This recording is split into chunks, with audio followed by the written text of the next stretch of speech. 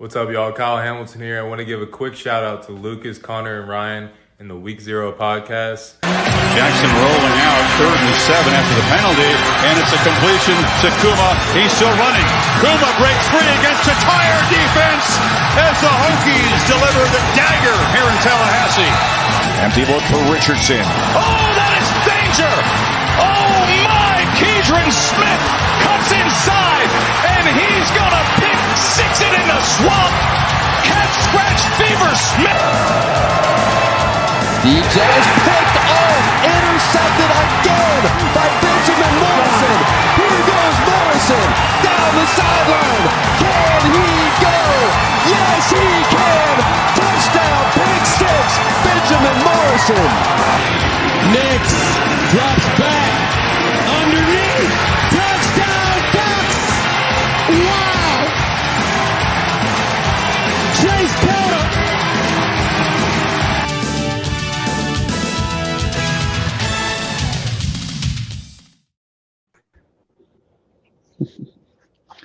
What is up, ladies and gentlemen? Welcome to the Week Zero podcast. Apologies for being a little bit late. Everyone's had a busy day today. But I'm your host, Connor, who let the frogs out. I was about to say who let the dogs out, Doherty. To my left is the guy, the man, the myth, the legend, the guy who runs everything and makes sure that this show goes swimmingly and does all the videos for us. It's Ryan, Let's Ride Frog Country Fravel, and his Denver Broncos, who are going to interview every single coach, past and present, for their head coaching job. Even Nathaniel Hackett's going to get an interview. Nathaniel Hackett will be re-interviewed. Below me, we have our newest member, but a longtime loyal fan as well, Josh, Frogs Over Dogs, Bryant. And, of course, last but certainly not least, Lucas, Transfer U 2.0, Sko Ducks, McKnight. And who's ready? This is gonna be fun. So tonight's gonna be interesting. Obviously, we're not gonna do a running commentary of the game. We're not gonna. Some people do that. We're not gonna do that because that's not gonna be that interesting. We're just gonna try and just kind of make this a little chill. We're gonna have guests on throughout the evening. I'm guessing, Ryan, have you kind of figured out when people will be coming on and stuff? Oh, you're muted. Oh, we've got a ton of people, so it should be a blast. Yeah. And then of course we'll be announcing the Week Zero podcasts awards for the best players and so on and so forth throughout the show.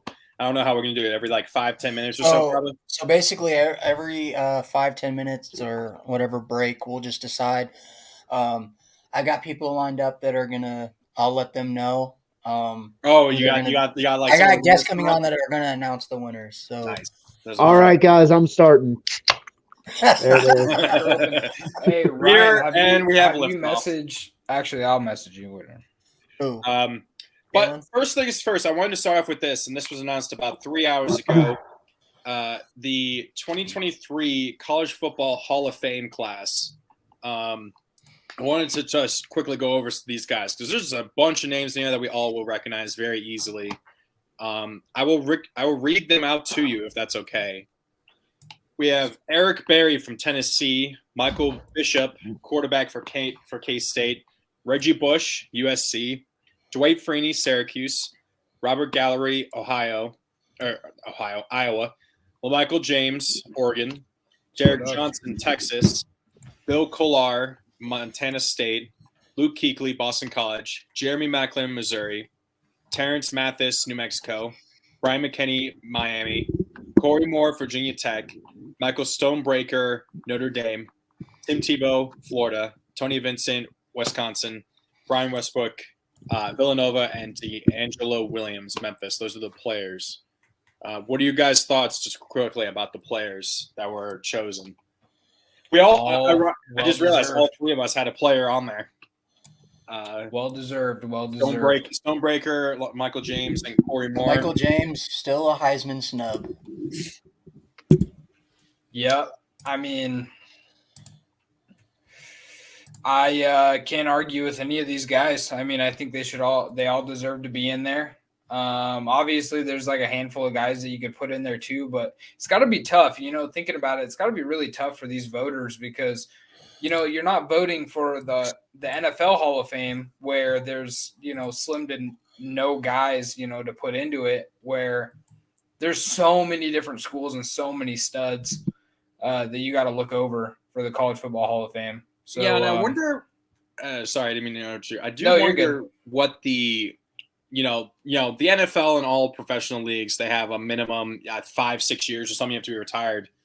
All of these guys, none of them, all of these, there's no one that played less than a decade before, at least for the players. The most recent were LaMichael James and Luke Kuechly, who graduated. But I think it had been. I was going to say, I think it had been a decade though. Yeah, I think it's so. Right. It seems like everyone has. It probably seems it has to be a decade. It seems. Yeah, it's at the very least. And I mean, honestly, the only ones that aren't recognizable to me are Michael Bishop, quarterback for K-State from the 90s. Robert Gallery, he was an offensive tackle for Iowa. Excuse me. Bill Kolar, defensive tackle for Montana State.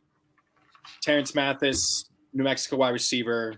Stonebreaker and Terrence Mathis. Who did he? And Troy Vincent, defensive back for Wisconsin. Oh, Troy Vincent. You know who he is, right? No, he's a NFL Hall of Famer. He was a Eagles. He's the head of the NFLPA. He's him. Oh, okay. Yeah. No, wait. I thought that was some. Oh no, that might be a different guy I was thinking of. Okay, interesting. No, yeah, it's Troy. Yeah, I think. Yeah, and then all the others, are guys that even if you're not a fan of those teams, they made their name in the NFL as well. Freeney's probably a Hall of Famer. Luke Kuechly probably could be a Hall of Famer. Maybe D'Angelo Williams in the NFL potentially. I mean, he's a fringe kind of. But then all these other guys: Westbrook, Tebow, Brian McKinney, Macklin, and Bush, of course, Eric Berry. They all made their names and left their marks on the NFL in some aspect, obviously. So it's pretty cool to see that. And then the coaches were Monte Cater. He coached Lakeland in Wisconsin and Shepherd in West Virginia. Paul Johnson, who was at Navy and then Georgia Tech with the triple option. Roy Kramer, Central Michigan. And then Mark Richt, Georgia and Miami. Now, I was surprised. All of these guys at least have over a 60% win percentage, the lowest being Paul Johnson. But he still had he actually had the second most wins at 198 and didn't even have 100 losses. So obviously Rick and Johnson are probably the two that we most recognize, that we all recognize. What are you guys' thoughts on those guys, at least, especially Johnson? Who are you guys surprised by him getting in? Wait, who was Johnson? Paul Johnson. He was the head coach at Navy and then Georgia Tech with the triple option. So I mean, no, the thing about coaches in the Hall of Fame, as Lee Corso's wearing a TCU hat. Yes. The thing about coaches is, like, especially in college football, I think a lot of it is based on like what you did to change the game. It's a big reason why I think Chip Kelly is going to end up being in the Hall of Fame when he retires, because he completely changed college football with the way that he ran offense, with the speed and everything. So I could see that as being a reason why you would put Johnson into the Hall of Fame, because he completely changed everything basically with that triple option offense. Then I'm just trying to think of like why Mark Richt would be there. Is it just because of how he kind of turned Georgia around a bit for most of the time he was there? He didn't get them to where they are now, but he got them closer to that edge than they had been before he got there. Or was it just because he just had so many good seasons that he only has 64 career losses and he has 107 more wins. I mean, yeah, the win percentage, I think, could probably get you in. I don't know what he did. What did he do? Like, Bowl wise, championship wise. I know he didn't go to a championship, did he? No, I don't think he I did. didn't think no, so. no. Wait, no. Or was he the last one to win one with Georgia? No, he left Georgia in 2015, and he was at Miami in six. Oh, that's right. Okay. Yeah, that's right. Yeah, I don't know.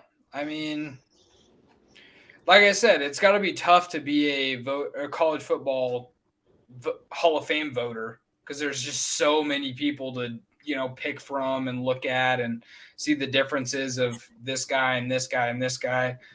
Like it's got to be tough for sure. Mm-hmm. Is that Gus Fring? No, I thought that was Gus Fring or Fringe doing the announcement for the game or something. Okay. I mean, what are you guys' thoughts, Josh and Ryan, just overall on both the players and the coaches? I think it's a good class. I do too. I mean, I was just you kind of sprung it on us like last minute. I'm curious. I'm curious, Connor, if you could bring it up, the 2021 class, or I guess 2022 class. I don't know how they're doing that, but like what the class looked like last year. Okay, I can do that. I'll pull it up and I'll screen share. Okay.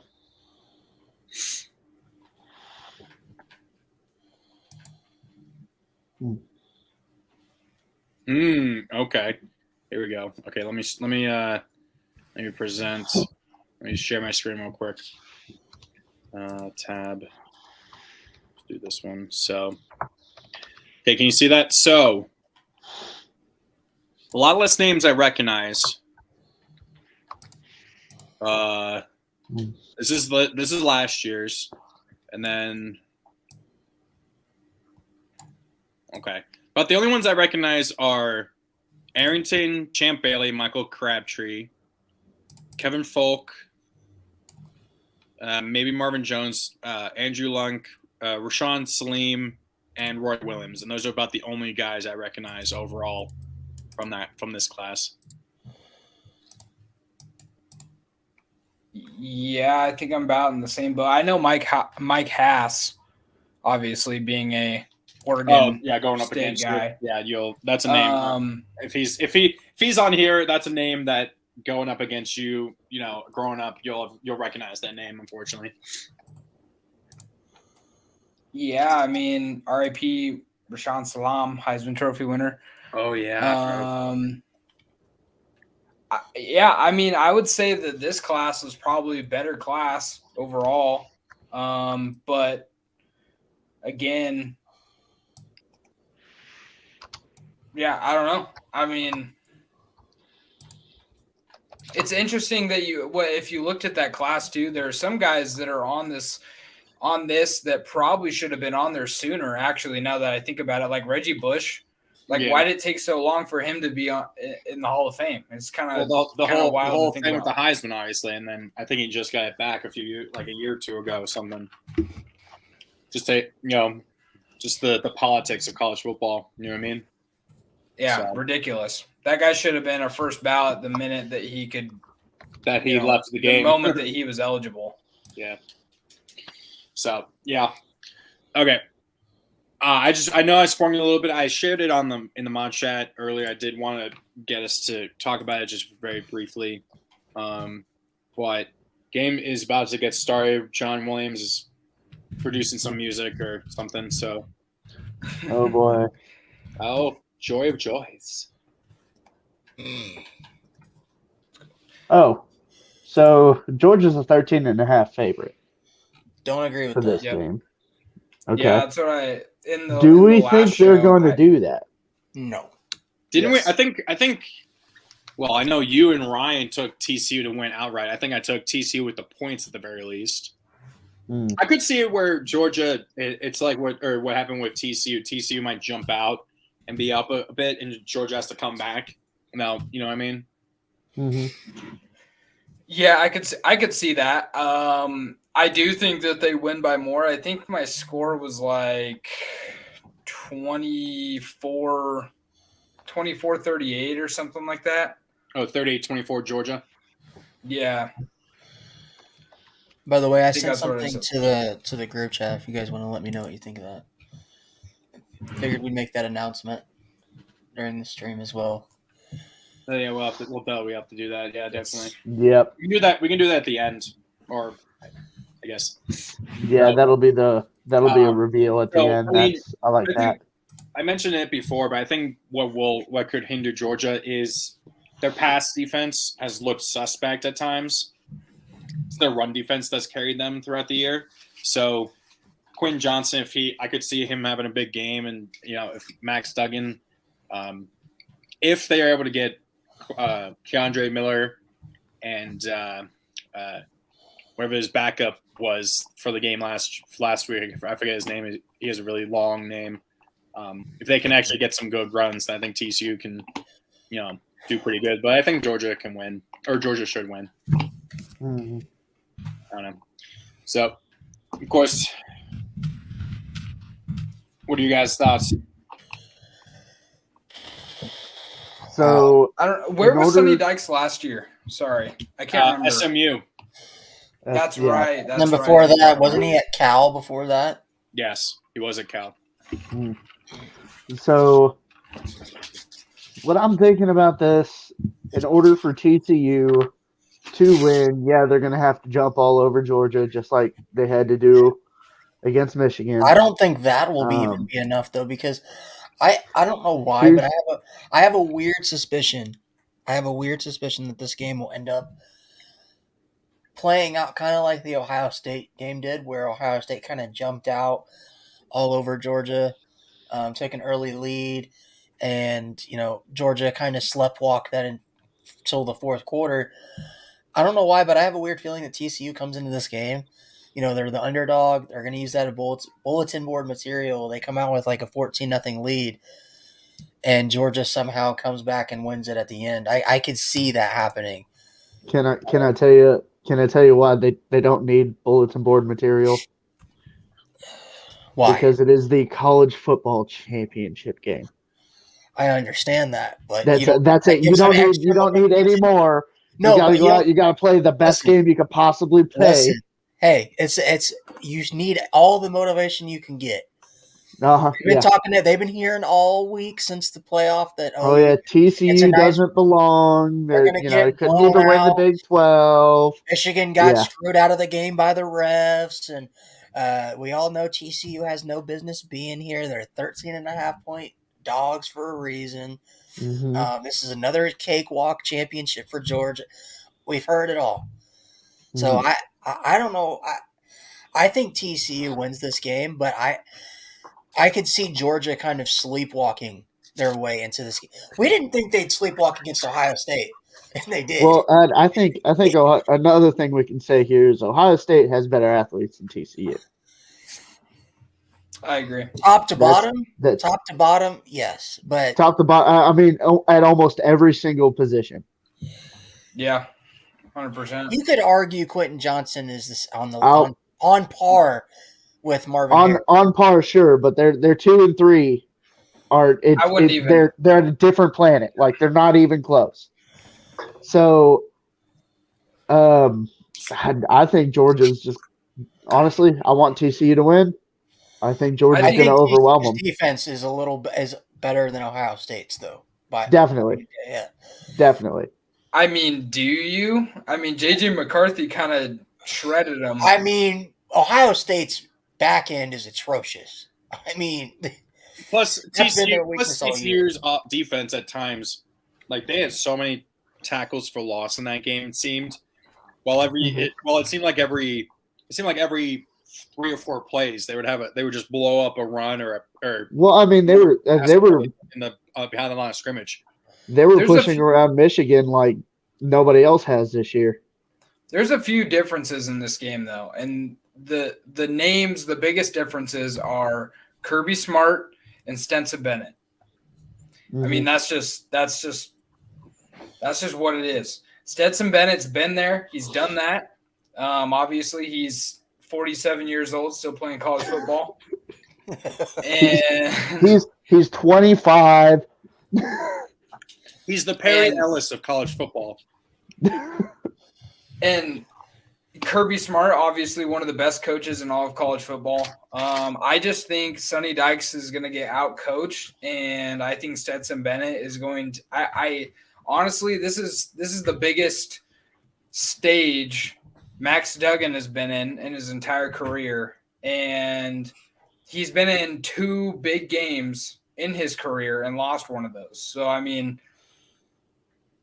I just think the lights are going to be too big.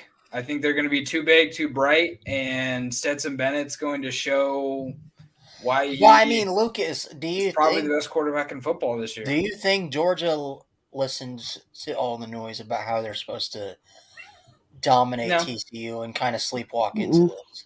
I don't think they have all year. I think they listened a bit against Ohio State. I really think I they did. I think- think they took Ohio State lightly. I really do. I think Ohio State's kryptonite is running the ball, and Georgia isn't the best running team in college football. Which is You weird mean to the best say. run defense? Which is weird to say because Georgia used to always be, we're going to run it down your throat. We're going to have some good offensive line. Not a very good passing Nick team. Chubb and Yeah. Todd Oh Gurley God. Nick Chubb and Yeah, Gurley. Oh God. And when they had Sony Michel That running back room, the This best is running just back room in weird. college football when it happened. It's not even I like, promise. it's so weird just to think about how Georgia has transitioned from Well, they had to change. a pass first team. Yeah, I know, but it's just even That's- Alabama had to go through the process of going through Derrick Henry, and now they're just lighting it up with Devontae Smiths and Jerry Judy's and John Mechie's, and it's like this isn't what college football The used game, to be. yeah, the game's changing. Game's changing. Yeah, as you can't run it on two downs. Doing this? What? Hold on. An a cappella group is doing the national anthem. Am What? I heavy? Interesting. Oh, Also, I love pentatonics. misspoke earlier. It's not the underdogs; it's the underfrogs. They are the underfrogs. They are very much under frogs. I love that they're You gotta love it's some so dogs close. and frogs. Dogs and frogs. It's raining dogs and frogs out there. But the thing is, and the point that I wanted to make about Ohio State is, if you look at the last 3 times they lost the last 2 seasons, other than obviously the Georgia game where they shouldn't have lost. I mean, let's be honest, you should have made that field goal. They've allowed 200 plus yards on the ground. So that's where Georgia kind of ran into them in the wrong way, I think, and not running the ball as much as they should have with McIntosh. So I just think Georgia had the wrong game plan against them, and it was kind of like a one-off type deal. And But see, I don't know I just why. don't see him making that mistake. If this game turns into a track meet, I think that favors TCU over Georgia. I mean, I think for Absolutely. Georgia to win this game, I think they need to control the tempo. If they let TCU speed them up, TCU starts throwing 75-yard touchdown passes like they did against Michigan. I mean, that's not what you want, because TCU is a team that's built to win a track meet. Like they don't care if they're They have explosive plays in the playbook. They're good at getting open like that, and that's how they've played all year. That's how they've won all year.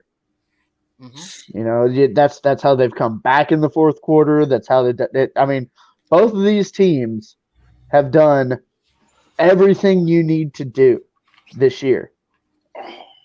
Like Stetson Bennett is good. Stetson Bennett is amazing.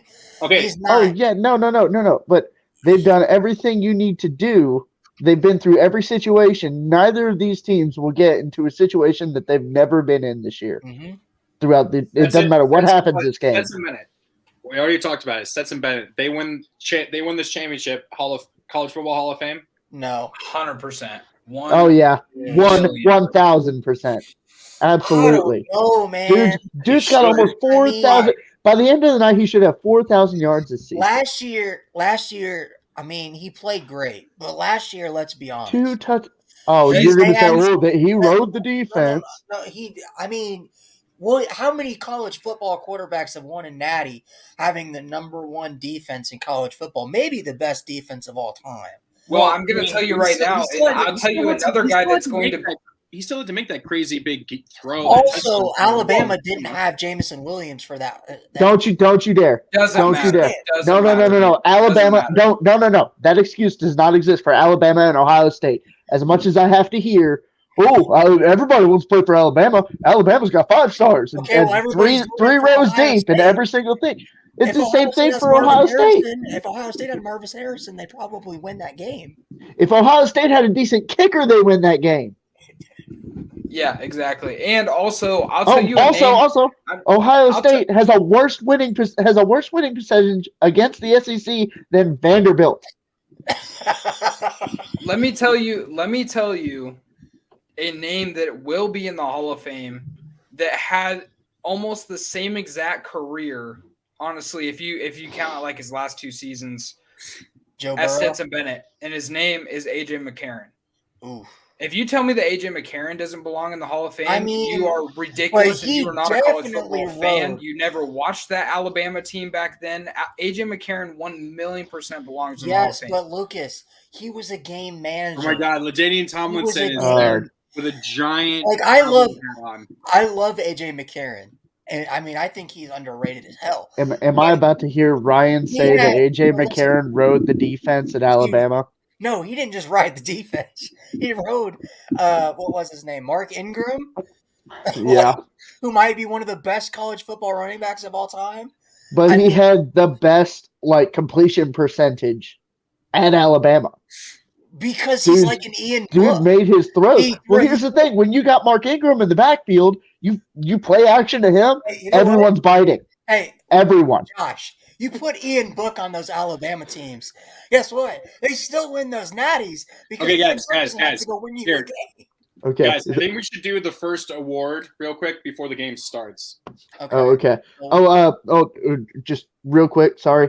Did you guys see Lincoln Riley on that field earlier? They had him out there. That's the only time he's going to be there, y'all. The ACC is the refs this game, which means this game's going to be. Oh God, flags everywhere. He looked at him wrong. That's taunting. Like, Jesus. Okay, Connor, go ahead. We'll go ahead first with the first award, Connor. The order is in the group chat. Oh boy. Georgia defers. Okay, Connor. Aboard. Don't F this up. How far am I? Nope. Am I? Don't you go? I'm dude. I thought we were doing the first. Let's do the first award real quick. Hey, we have a great host. Ryan, you want to host today? Tell us what the awards are.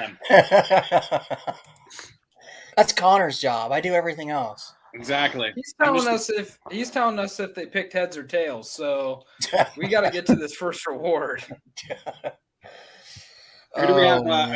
Do we have anyone special announcing the first award? Not the first one. Gotcha. High quality production here. That's true. Connor. What? We don't even have any of the banners up, and I don't have the shit ready. Oh, God. Ah. Oh, my God. Hold on a minute. Fine. We'll just boo Connor. Just boo Fuck Connor. it, we'll do it live. Exactly. Fuck it, we'll do it live.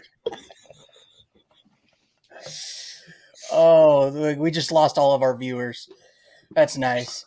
Yeah, the game's on. I'm still watching us, and for some reason it somehow says we're at 0. We lost. We're up to 4. Whoop-de-doo. Oh man, Jesus fucking Christ. This is a top tier production. I mean, fantastic. This is how we've always been. This is how it's always been. We're by the seat of our fucking pants.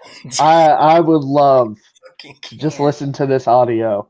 I really would. Just audio, no video, and everyone's just confused as hell. Like, all right, Connor. Whoa, what are they talking about? Banners. Let me get this fucking pulled up really quick, and then you can announce the award. Is it like Jesus Christ? All right, Connor, did you go to the group chat? Or my laptop's slow as shit. So Okay, you know what? Oh my God, Connor. I'm just gonna go ahead and do it because I got Ryan, it. just do it. Here, let me. All right. So, for the most underrated player, all right.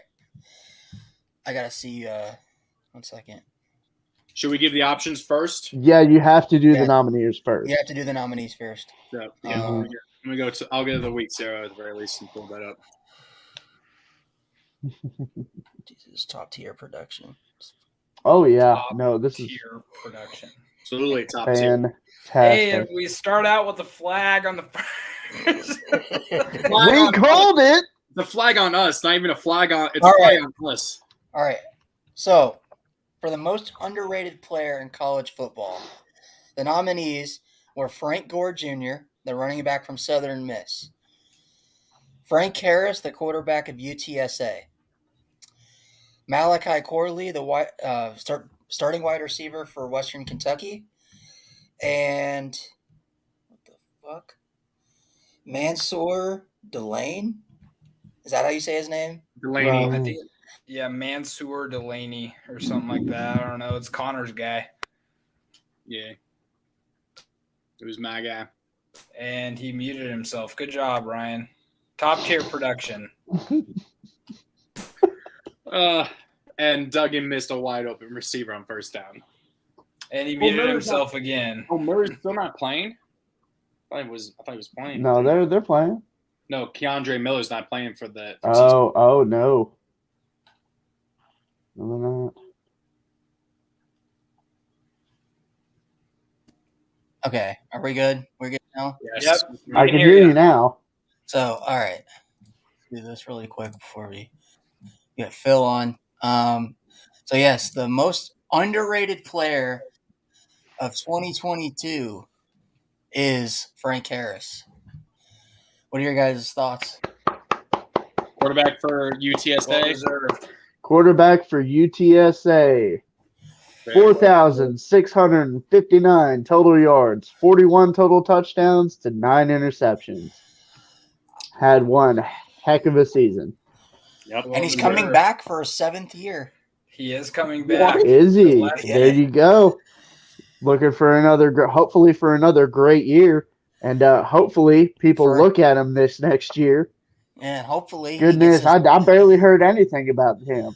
third, and he's coming back for a chance at a third straight Conference USA title. Just one of the best quarterbacks in college football. I mean, what do you guys think of it? Who did you guys vote for? I voted for Frank. Yeah. I did too. Me too. I think I voted for either him or I didn't. No, I didn't vote for. No, did I vote for my own guy? I might have done that just out of spite, just to have BT have somebody. He did have a good season, the Mansour guy. Yeah, he was a freshman. If anything, he probably could have been for the freshman. Honestly, Actually, I know I voted for Malachi Corley. Malachi Corley, yeah, he had a good year. That dude was a beast. Yeah. So yeah, congratulations to Frank Harris. He'll never know that he's the. He'll weak zero probably player. never know. He'll never know, but he'll never know. Hey, Connor, you know what? You know what we need to do?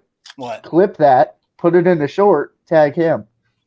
Well, I'm actually Yes, sir. going on Twitter right now, the week 0. I'm going to tweet at him and say this. So, hopefully, oh Connor my goodness, so many gets flags. hopefully Connor gets his shit together How and many flags we gets got? his what? stuff pulled up so that he can do his job and host, and I can My post laptop this is. shit. You know this. My laptop is like slow as. Okay, shit. have Lucas do All it. right. We're just gonna have to buy I'm him. trying to do this, and my computer's like trying to stream this, and All right, we're doing it. We're doing a GoFundMe for Connor's laptop. it does need it. Yes. All right, but Yep, penalty. but anyway, So this many is the flags. perfect time to Christ. introduce our first guest of the night, our boy Phil, fellow Michigan fan, Sorry, not sorry. Watching the I covered national Peace. championship from his The couch. saltiest man alive, and Yeah. whose tears flooded the shores of Lake Michigan for miles. Right. No, I am upset. I will say that. Were you at least somewhat okay that Ohio State rung in the new year with that missed field goal, and that made it a little bit not as bad? Man, that was the best thing that actually happened that night. And I cracked a smile. Like, no teeth were shown, but I cracked a small smile when they missed that field goal because I was still a little upset from the Verbo Fiesta Bowl. Bill, I actually sent you the 2 awards that you'll be handing out tonight. Oh, swell. When we get to, I sent you the winners of them, and then we'll have Lucas talk about the nominees, and then when we get to the next commercial break, we'll have you announce one of those, and then the next one on the next commercial break. Sound good? Sweat. I'm doing the For a nominees. second. For a second, I thought we had the commercial breaks. I've had a very long, busy day. Okay. You had one job, Connor. Connor. You had one job. That's facts. I just got to pick without even holding my controller. I'm like that. So anyway, Shut up, Phil, Lucas. what do you think about this game so far? Me and Josh, we went on the Hypnotoad train, and we're taking TCU. As you know, a fan that got to witness what it's like playing TCU firsthand, what do you think going to this matchup? So okay, I want to be honest. I saw a lot of Michigan fans rooting for Georgia. Obviously, just so upset with TCU. And for selfish reasons, I want TCU to win because then it validates us losing to them. Just a little bit. So I'm rooting for TCU as well tonight. Well, we've got ACC referees, and it really shows. I'm very sorry. It really Right. shows. Goodness, this is No. It's what? It's 2 false starts. It's not even 2 anything false really starts and an illegal shift. Yeah. Sorry, baseball highlights. We could not put the game up because we would get copyright claimed. Of course. And Yeah. now, maybe in the future, at least with the NFL, they might be changing it. I got you though. Last play was 2nd and 3 at the TCU 27. Kendall Milton for Georgia runs for 7 yards to the TCU 20 for a first down. Yay! Yeah, for a first down. We could do that. And We could do that, but with 5 people, it's kind of hard to do that. So and Georgia is in the red zone. they're actually at the 21. Oh, now they're at the 21. Yeah, because they just pulled it back. All right. Still for a first down. Oh! Damn, That's the cameraman. What's up, Ryan? What's up, Ryan? The cameraman just got completely fooled there. Yeah. Oh, man. That That would have been great to see, Connor. We got a Vanilla Vic show. We got a Vanilla Vic sighting. Let's put it that way. Vanilla I Vic. took the over. I took the over on Stetson Bennett, 14 rushing yards. And you got 21 on the touchdown. Wow. Nice. Nicely done. So, Connor, you are slightly ahead. Yes, I think I'm about a play or two or play ahead. I think I'm right where Connor is. It'd be nice if Espen's Ryan didn't Gamecast. retweet Woof. every single thing that Notre Dame posts, so I could see what our polls Yeah, I are. know, Ryan. You really gotta Ryan, you have a personal Twitter account for that. Our show's Twitter to repost Notre Dame shit. Okay. Hey, Lucas, I you literally said had you to go took- on there and post some Ducks thing because I was like, "This is all Notre Dame. That's all." Hey, you know Yeah. what? I retweeted a bunch of duck shit too. Yeah, but I don't know about that. and you gotta not like Half of Ryan, my stuff just is do it on Sam your Hartman. own channel. Okay, it is just annoying because it broke doing that. It just breaks up all of the photos and stuff that you had from being a nice line. Anyways, Phil. All my stuff is Sam Hartman. Phil, Yeah. How's you it going? almost look like just a younger version of my assignment editor, Phil. Wow. My question is how is your blood pressure after that game though? Because I'm not even a Michigan fan, but like I wanted the Blue to win, and I was struggling that whole game. Yeah. So I was extremely upset. In fact, you guys know I do the Maze Madman show, or I run the Maze Madman channel on YouTube, and I recorded a show immediately after the game that I had to delete because it was just too raw, if you will. Ooh. It was emotional. It was very emotional. Yeah. But I was upset. Hey, So- at least you didn't have to watch your team lose to Ohio State in the Natty. So I've been there and it hurts. I've been there and it hurts. I mean, Yeah.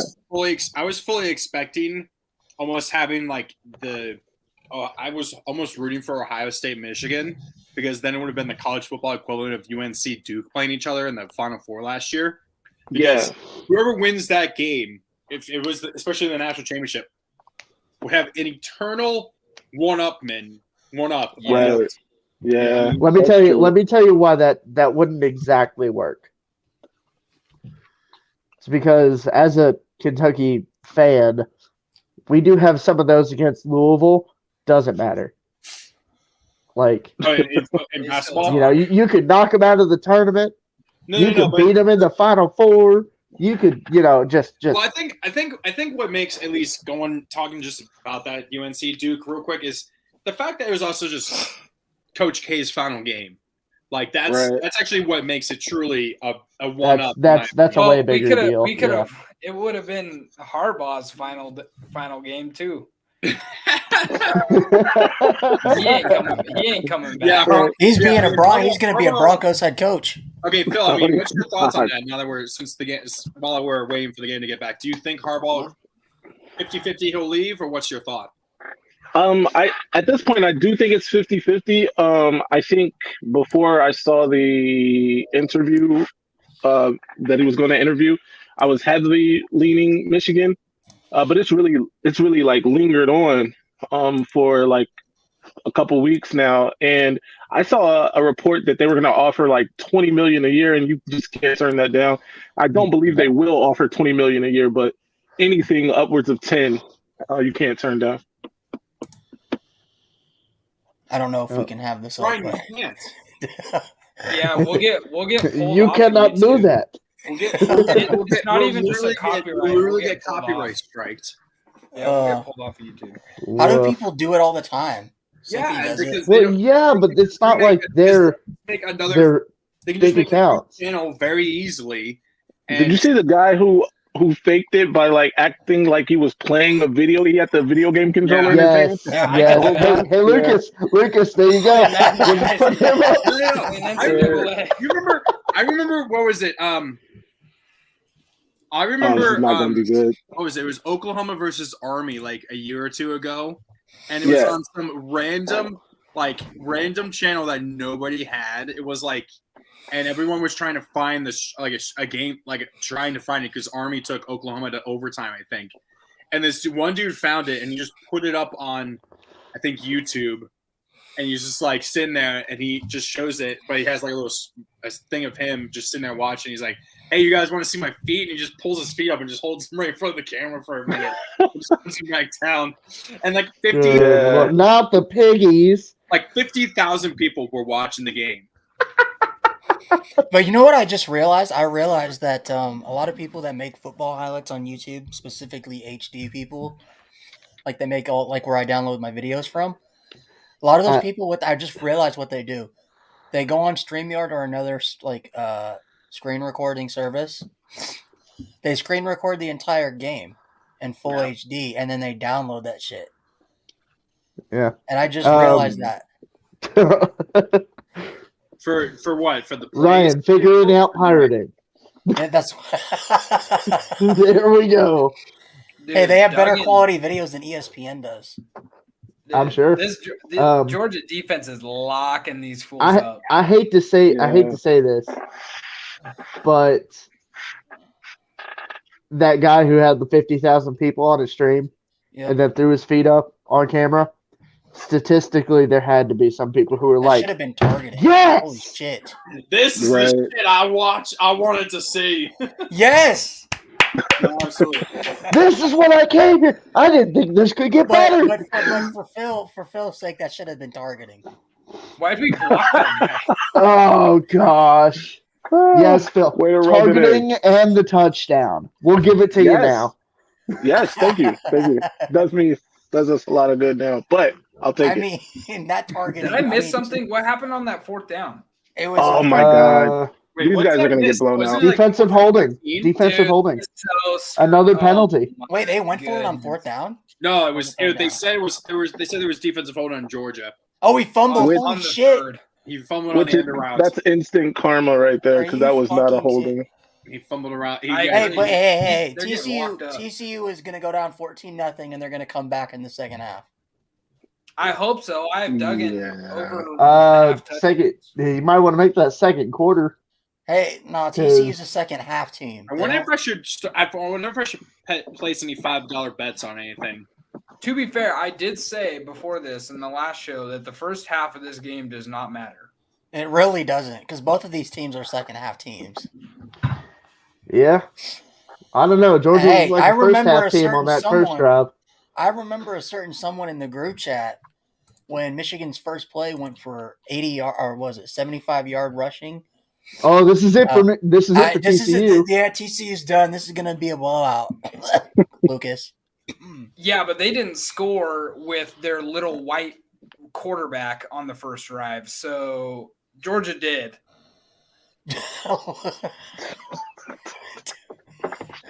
Damn. Oh I'm just saying. Like, oh, whoa. Georgia's just different, man. And this reminds me so much of the Oregon game. That was a dot. That was nice.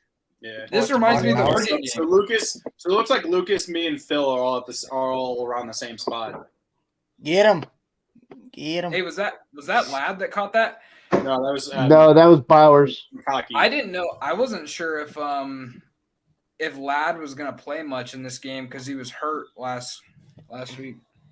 Jesus, when the fuck are we going to get another commercial break? So we can do our right next, after Georgia scores. So we can do our next thing. Right after Georgia scores. Why? When did they stop making the college football playoff games like 5 hours? Was it just me, or was during like that, especially during the Michigan game, was it just that it seemed like there was way few commercial breaks? Yeah, it just like because everybody was scoring back and forth. You can't have commercial break. I know, but even still, every 30 seconds. Yeah, I know, but you know how many times though, like when I'm watching the Notre Dame game or a game on ESPN, and they'll just come back from break, and then like 2 minutes later, well, we'll be right back after this. And then it's like a fucking 3 minute fucking come back from an injury and then go right back to commercial. Dude, that's something that's really wrong with college football. That's something that because the NFL doesn't do that shit. The NFL does. No, NFL games are shorter. I promise. Airtime. NFL games are shorter. Because it does feel like college games take. College games have more ads. Which I don't understand. Well, it's because also the schools also have their own ads that they play. That's true. That they run. That run at least probably 4, 5, 6 times a game. So, D. Winters, pick 6? Like if you watch, good tackle. That's Winters anyway. Was it D. Winters? Tackle though. Was it D. Winters? No. Tackle? So if you like go to a football game, like college football game, it's so annoying because it really feels like, okay, they just scored. Now you got to sit around and wait 4 or 5 minutes. I went to the Illinois-Virginia game. I went to the Illinois-Virginia game, and that shit was so long. I remember. So yeah, Lucas, I can't buy booze at Kroger Field. Really? Really? Yeah, they don't sell. Here's the thing. If you're not in a box, you cannot have beer. Wow. It's the same thing at Notre Dame Stadium. You can't drink because of the fucking Virginia Tech, you can. Catholic school. But, Well, at Virginia Tech, you have to. that's true. Yeah, that's true. Okay, Well, I noticed. But if you go to a game, you always notice the guy in the red jacket comes on the field, right? And he's standing on the field, showing that it's a commercial break. Well, But yeah, I was they've got like a time. Now he actually has like an actual countdown. It's like a 3-minute. It's like it says how long you have. It's like 3 minutes. It counts down. But during the since breaks. we are at commercial break, He would just Yeah, stand. let's do the next. What's the next Field one? goal. best offensive line. So Lucas, give us Okay. the nominees. Okay, I gotta find it real quick. Okay. Oh, geez. Okay. Fine. I have the game on my phone, but I can pull them up. And Phil, this Yeah. is where you will announce once Lucas gives the nominees. Okay. I sent you the first one, or it's the one that I sent you for O line. Yeah. You got that pulled up? Yeah. All right. Okay, so our nominees tied for last place. We're gonna do the ranking. So tied for last place is the Michigan Wolverines with 0 votes. That's ridiculous. So there was is. 13. There was 13 votes. There was 13 total votes. 0 votes for Michigan. Phil's Phil's face was just like just a face of incredulity. I'm and then not we gonna had- lie. Okay, keep going. Sorry. And then we had the UCLA Bruins with 0 votes. Not sure how they got on here. This was Connor's idea. What did I say? UCLA. The Bruins. yeah. And then at number 2 with 23.1%, the Notre Dame Fighting Irish. How? And at number 1 with 76.9%, the Oregon Ducks, only allowing 5 sacks on the season. Okay. I call Excellent, it but- bullshit and homerism. But here's the thing. I'm cutting in. Go ahead. Sorry. No, I just in the week 0 award for best offensive line is the Oregon Ducks. Oh, yeah, I forgot to let you know. Womp. No. womp. Because what? How many of those sacks came against Georgia? 0, actually. What I okay. want to know. That's What I impressive. want to know. Why is Notre Dame on there? I'm sorry. If you let 2 of your quarterbacks get hurt throughout the year, 21 sorry, no. sacks, 104th passing offense, and 35th. okay, Ryan muted He had the himself. worst rush offense of muted. any of those 4 teams. He's muted. I love it. He muted himself. He's not even listening. He muted himself. Stop mentioning So- it. And see how Well, Well, long listen it here, is. listen here, Connor. Let me defend myself. Let me defend because this was my They nominee. allowed the most sacks. Because this was my nominee. And then they Listen. got a vote. Hey, so the He reason told his mom to go the vote for reason it those too. numbers were so bad, is because of the Ohio State game and the Marshall game. Take those 2 games out, Oh yeah, Notre Dame- Marshall's such a powerhouse. and hey, Marshall, hey, Ohio State has you know the what? most terrorizing Marshall's defense. 9-4. Marshall is 9-4. I don't want to hear it, but anyway, Oh my god. Oh my god. you take those out. Notre Dame has a top 10 rush offense. I cannot. They average 250 rushing yards a I game. cannot believe Ryan's nepotism made it And into our award show. Guess why we have so many. Guess why we have so many sacks. Because Drew Pine. I mean, Can't This that's is what the- Notre Dame fucking fans are line. famous for. Their nepotism. So That's why. Oh, we you guys completely are ignored criticizing me, but not criticizing Connor for having you. Okay, I would like to award the number 2 spot to the Michigan Wolverines. you.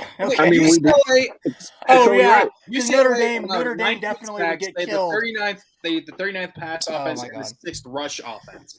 Okay, that was Who, UCLA? Connor, Yeah, Listen. UCLA. Notre Dame had Drew Pine as their quarterback.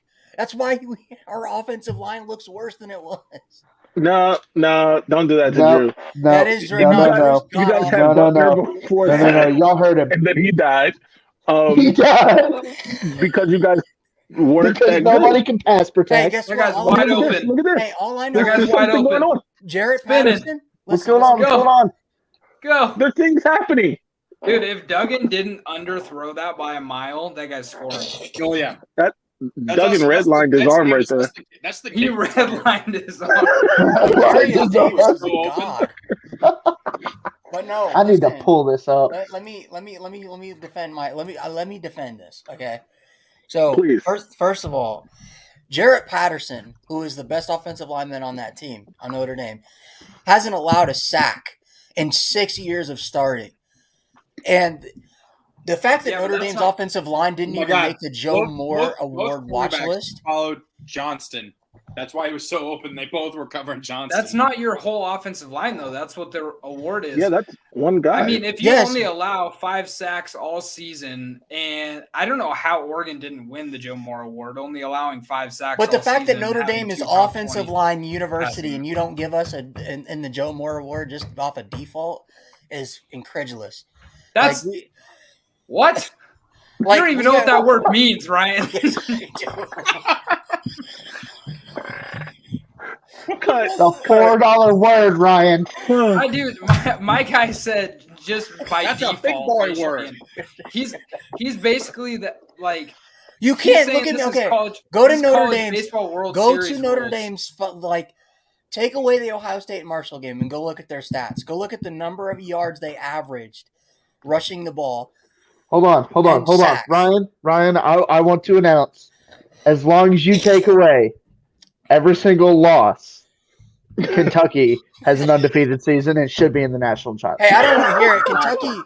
Kentucky didn't blow out a top 7 team I in the love country that at take. home. A top 7 team in the country. No. Are they But we top put 7? we They just put got 17. We they put just got 17. We put destroyed. 17 Hey, you know what? on Georgia. Clemson is I don't want to better hear than it. any team that Michigan Ryan. has beaten besides Ohio State. Ryan. I didn't come for Penn you. State. Why are you? Okay, he didn't come for you for one, but I'm going to stop you right there. Penn State would slaughter Clemson. No, they wouldn't. Destroy Yes, them. they would. No, they wouldn't. Destroy No, they them. wouldn't. No, they wouldn't. 100%, dude. No, No they way. wouldn't. Points are better. I think Utah would beat Clemson. No way. Well, Utah maybe. Lucas, Utah, you maybe. wait, hold on a minute. Hold on a minute, Lucas. Mop the floor with Utah. Let's show you Utah guys will whoop talk here Penn for a State. minute. You're talking the same Clemson. They just lost to them. Are you talking about the same Clemson that obliterated North Carolina on national TV? That Who you is guys North struggled with in a Carolina? bowl game. Who is North Carolina? Because Yeah, You got me evidently, sounding like the guy who was talking about Mel Oh, Kiper. they obliterated an ACC team. hey, what Who happened the with hell Oregon? is North Carolina What anyway? happened with Oregon and North Carolina? Dubs, baby. You Nothing won by but a dubs. point. You beat a team that Notre Dame beat by 17 by a point. Come on, man. Okay, shall we I'm do? eating them. Shall we do the next? I hate These that famous Kentucky lost to wins South all Carolina this so much. stuff. Okay, I found it What? all. Now let's take Um, over for this for Lucas for now. Time out. If that's okay. I think Georgia should have been in place of Notre Dame, by the way, for best offensive line. Oh, I agree. okay, thanks. Or Yep, UCLA, yep. maybe. They have Okay. one of the worst. rushing UCLA was in it. offenses. UCLA was in it. No, I'm saying they should. Wait, hold on. No. Yeah. Wait, Everybody Bill. except Ryan and his Bill, fiance Georgia- and his Georgia has a mom worse who rushing voted. offense than Notre Dame. Georgia has a worse rush offense. Yes. You wanna? Okay, I'll fact check you right now. What's I'm their- not. And Go ahead. no, and don't count Stetson Bennett's rushing yards. Oh no! Oh my What? God! What are we doing? What are you saying? Do you hear this, man? He said, "Yeah, if you just don't count the guy who gets chunks of yards, then they're better." Because you guys can't run the ball with your running backs. That's why. Who's you guys? That's. the I'm most sorry. Does insane it still thing count I've as heard. rushing yards? I think it still counts as rushing yards. Yeah. This is hilarious. Oh, right. oh. Fucking lie. I'm gonna hold on. Hold up. I'm pulling this up right now. I'm going to tell you right now. So Michigan obviously ended with the 5th best rushing offense. But they got dominated on the line of scrimmage by TCU. We didn't get dominated. I mean, Dominated is a strong word. tackles for Dominated loss. is like, Tackles for loss. yeah, I don't know about. Hey, did Duggan throw that in? I No, missed he it. rushed it. No! It's all right. Long game. Georgia Look had at the TCU number getting on the board. 23 rush offense in the country. Number Isn't that 23. better than Notre Dame? Yes, they had That's better than Notre Dame. 2,826 total yards of rushing. How much was their average? They averaged. I want to know the average because that's what actually yards per matters. game. Yards per game. Yes. They No, had I'm talking about yards per carry. Average. For yards. Notre Dame and Yards Georgia. per rush. 5.51. What was it? 5.51. Okay, what was Notre Dame's? I'll tell you right 3. now. I'll tell you right now. Ladies and gentlemen, the Frogs have scored. Wait, where the Go Frogs. Go 10-7. What did they do? Did they do this? No. Yeah, Duggan ran in for a touchdown. So Okay, here we go. got quarterbacks scoring touchdowns. I'll tell you the differences between these two teams. Okay. Yeah, it looks like a and hole by the in my- way, I will say obviously Georgia did play in one extra game. Obviously. Mm-hmm. Okay, so Notre Dame had 532 total rushes. Georgia had 513. Georgia had 2,826 total yards. Notre Dame had 2,458. So nearly a 400-yard difference. With 30 less rushes. With 30 less rushes. Georgia also had a 5.51 yards per rush. Notre Dame had a 4.62. And Georgia had 39 rushing touchdowns to 25 by Notre Dame. And Georgia also had 201.9 yards per game. Notre Dame had 189.9. How many of those were by Stetson Bennett? How many of those things not like the other? Because I bet you Audric Estime has better stats than Kenny McIntosh. I swear guarantee Ryan that. has been hypnotized to think that Notre Dame is the best at everything. Hey, you know what? I'll tell How you. many offensive linemen does Georgia There have you in go. the NFL? Sippy's right. There Southern you Miss go. scored. Let's go, Southern Miss. Sippy! Southern Miss! Oh, I'll tell you. another one. Okay. Another one. Do we have a? So Estime had 920 yards, 11 touchdowns. While sharing the backfield with Logan Diggs. Okay. All these qualifiers. I know, right? right? It's always Can't always just something take different. nothing. So This is- sharing the this is our life. backfield. So there was actually 3 guys on Georgia's team that rushed for over 500 yards this year. Notre Dame did too. Notre Dame did not. Yes, they did. Chris Tyree. They Logan had Diggs, 2. and- Ryan over here just trying to. Oh my God. Okay, Right. okay. Well, Shut wait, up are we about going to Notre Dame. count? We just we're up to like 6 people. Okay, they came here to listen to us talk about the game. Not talking about you. Try to inflate your ego and Tyree Ryan. had less than Tyree had pretty less than entertaining. 500 yards. Okay, we don't want to hear Tyree you had less than riding 500. Notre Dame stick all game long. Okay. Oh Jesus. Okay. Quickly, Anyway, let's do Phil's other award. yeah, and let's let Phil Yeah, we actually need announce the- the winner. This Sorry, is. that's my bad. I got it. No, you're hosting. I want to do this shit. Let me do something. I'm gonna have them up. Okay, fine. What's our next award here? Defense. I know what that is. Defense. We all Okay, know what it is. I have this. Our nominees, and I'm not going to do them in order this time until after he announces the winner. Our nominees: the Georgia Bulldogs, the Iowa Hawkeyes, the Fighting Illini of Illinois, and the Air Force Falcons. And we need to know the in order. I will after he announces the winner. Okay. And the week 0 award winner for best defense is the Georgia Bulldogs. Yeah. Biggest All right, surprise. congratulations. That's the biggest surprise. That's a stunner right there. Such a surprise. Yeah. Woo. All right. So I thought in Iowa order- had it. in order.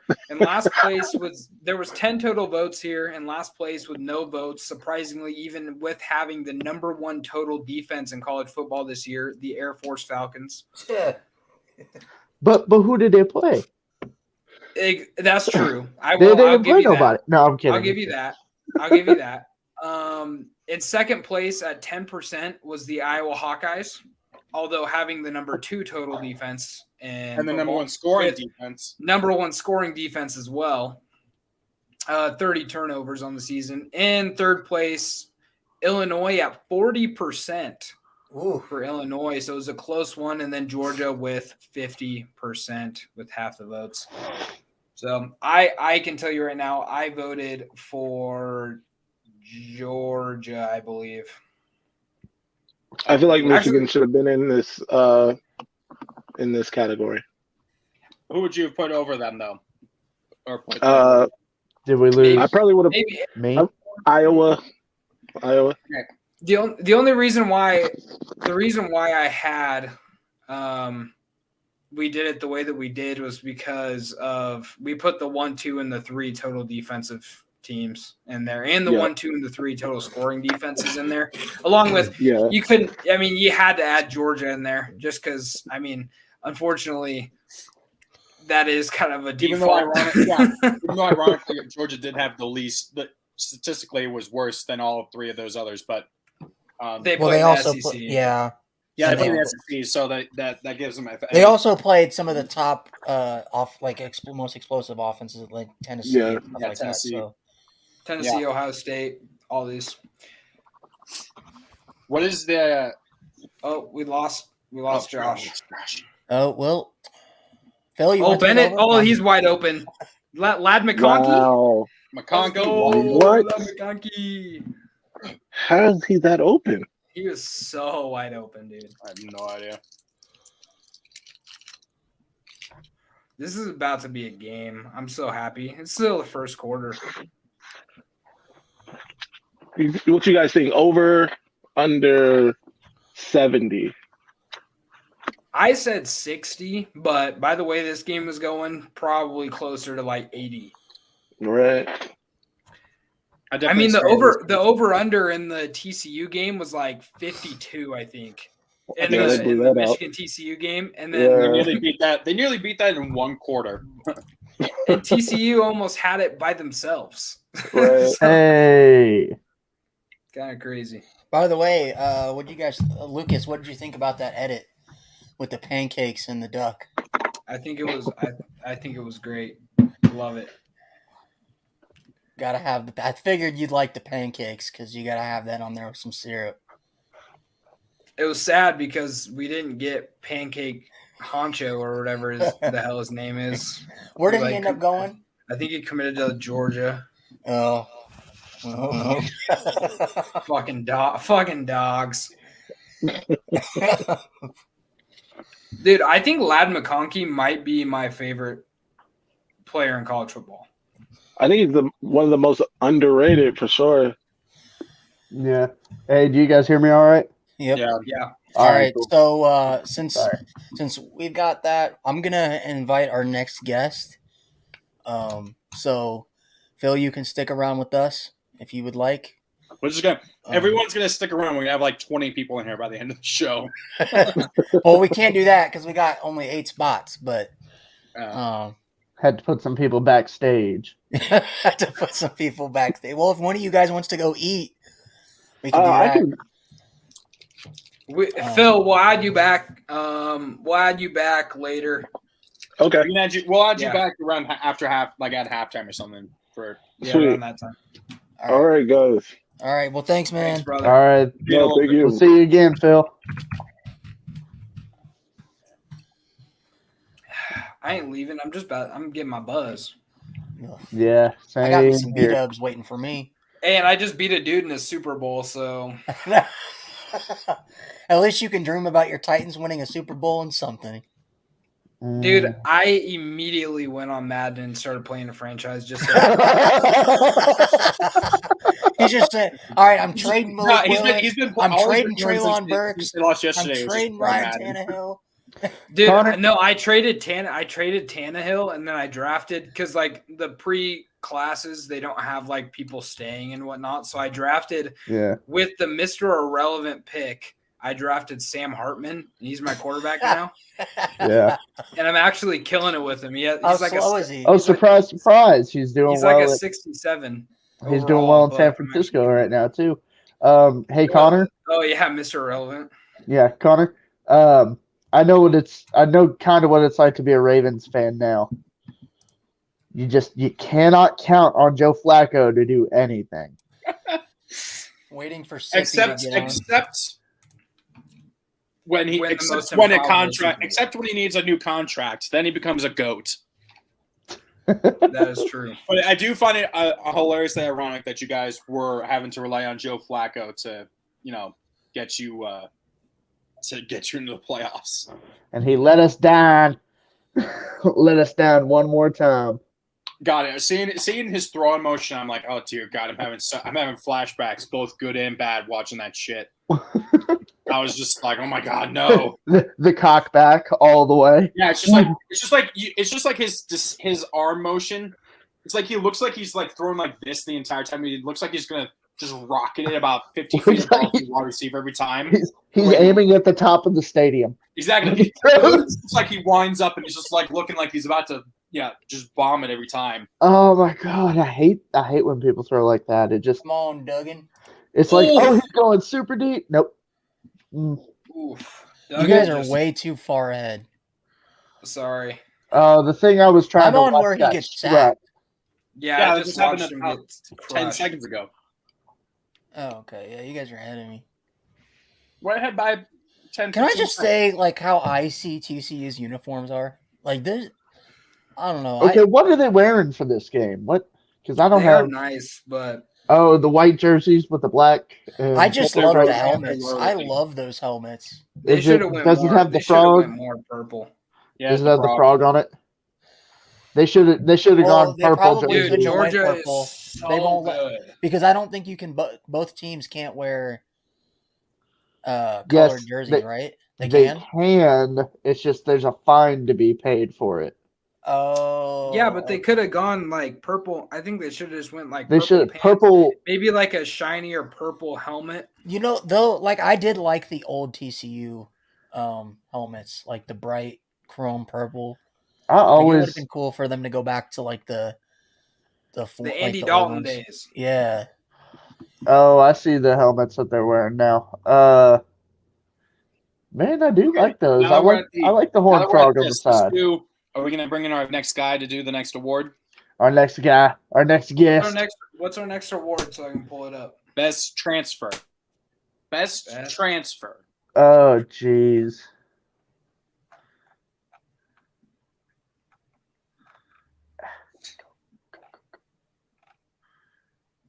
That order. There we go. Why was this sent wrong? This was sent weird.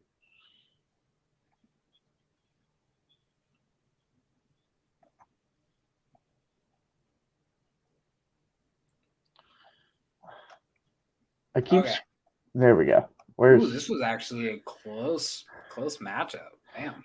Yeah, hold on. Pump the brakes here, Ryan. We need to talk about all this Irish stuff. Yeah, right. That's what I'm That's a saying. little ridiculous. That's oh my god. I've been scrolling for 30 seconds and it's all It's Irish like 10 stuff. minutes to get through all this shit. What are you talking about?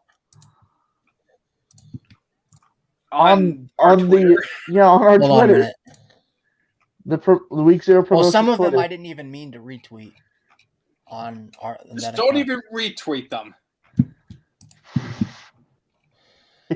Let's see. Well, some of them, like I like retweeting our team stuff, like our main team I stuff. mean, I get that. Well, yeah, but retweet some Virginia Tech, retweet some Kentucky. Well, the thing is that Oregon. if Connor had access to that shit, Oh he could. boy. Oh boy. We need to actually follow the Kentucky account. I just realized that. Yeah. One of my favorite plays. So, what I wanted to do was pull up a quick video of all of our guys, and maybe we can do that at some point in the show, just like for fun. Oh yeah. But there's a play by Emmanuel Forbes where he's like shot out of a cannon, picking off Will Levis for a touchdown. Now I wanted to show that so bad, just to make Josh feel Still shitty. waiting. Yeah, no. Come on, Sip. Oh, is it Sippy? Yeah. Oh, it's Sippy Big the next Sip.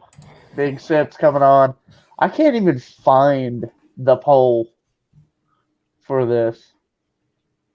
It was posted January 2nd. There's 36 votes on this one.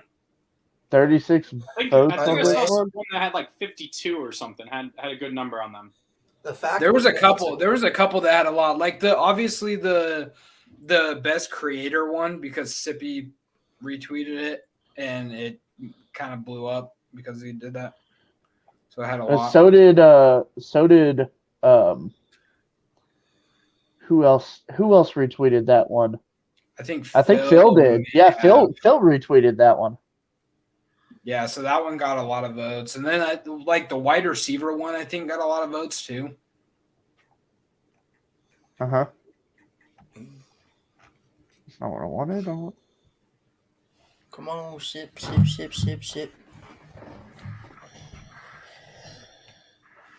don't want the thread. Is he also going to do the creator one? I feel like we can have him do that one. We should do that. What did you guys think of the cam edits? You like those? Those were icy, I thought. Yeah, they were nice. Yeah, they were. There it is. Okay, I found it. After 5 minutes of searching. Oh my god! You know what? I scrolled past it. Didn't even. What do you mean 5 minutes of searching? That was me. I was searching for 5 minutes. It wasn't really For what? 5 minutes. For the poll, I couldn't find the That's poll not on that here. far down, Dude. Like I know. Like I said, I scrolled past it. Didn't see it. It's my fault. Hold on. Oh man. Okay. Got to fix the glasses.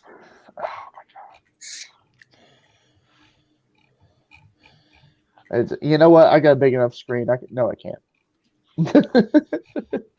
I don't want to be like, okay, bruh. We having trouble getting Sippy on? Yes. I guess I can. We'll skip over. We could just do this. We could just do this one real quick. Yeah, we could do those. Yeah. We could do those ourselves. Okay. So, Josh, you're gonna say the winner. I'll give the nominees. Okay. All right. So our nominees for best transfer are Jahmyr Gibbs, Alabama running back; Kalen Laborn, Marshall running back; Caleb Williams, USC quarterback; and Bo Nix, Oregon quarterback. And our winner is the winner for the Week 0 podcast, best transfer with 4,919 total yards, 52 total touchdowns to 4 interceptions, Caleb Williams, quarterback for USC. Yeah. I was really hoping Bo Nix was going to win. I was this hoping one that for Laborn the kid from boys. Marshall would win. For the boys.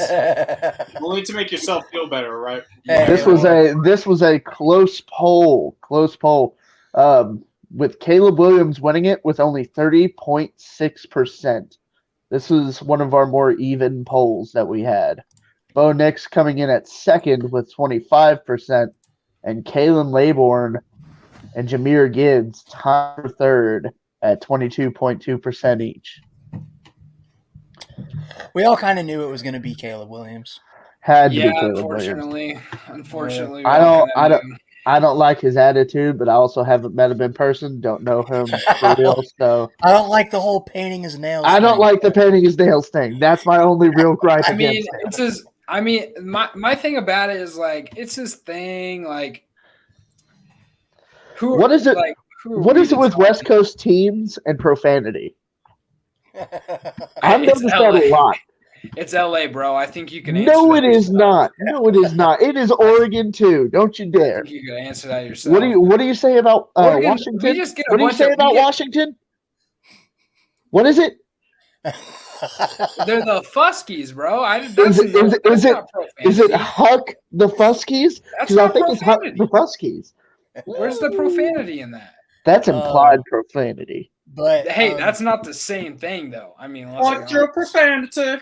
But as we get through this, say hello to our second guest of the night.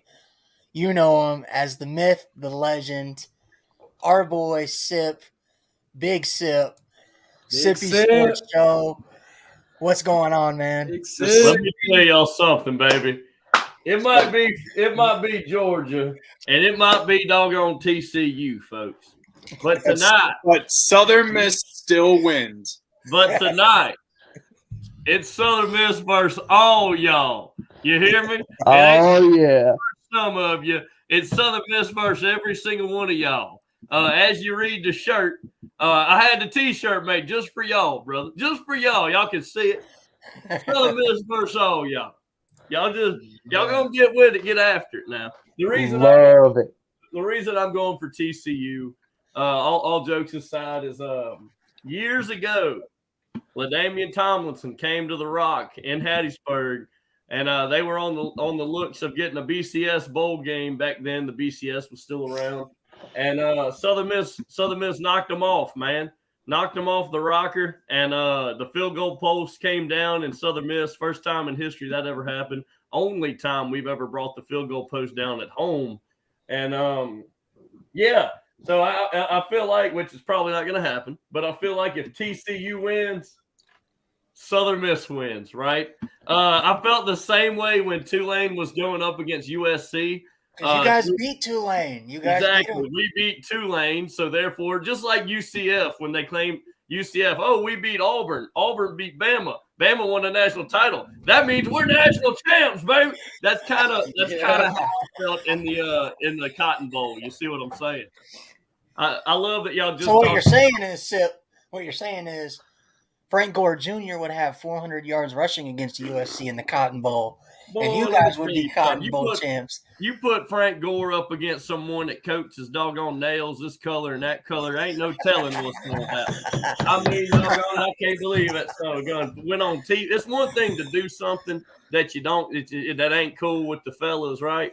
You know, you might do it and get away with it with your wife or your old lady.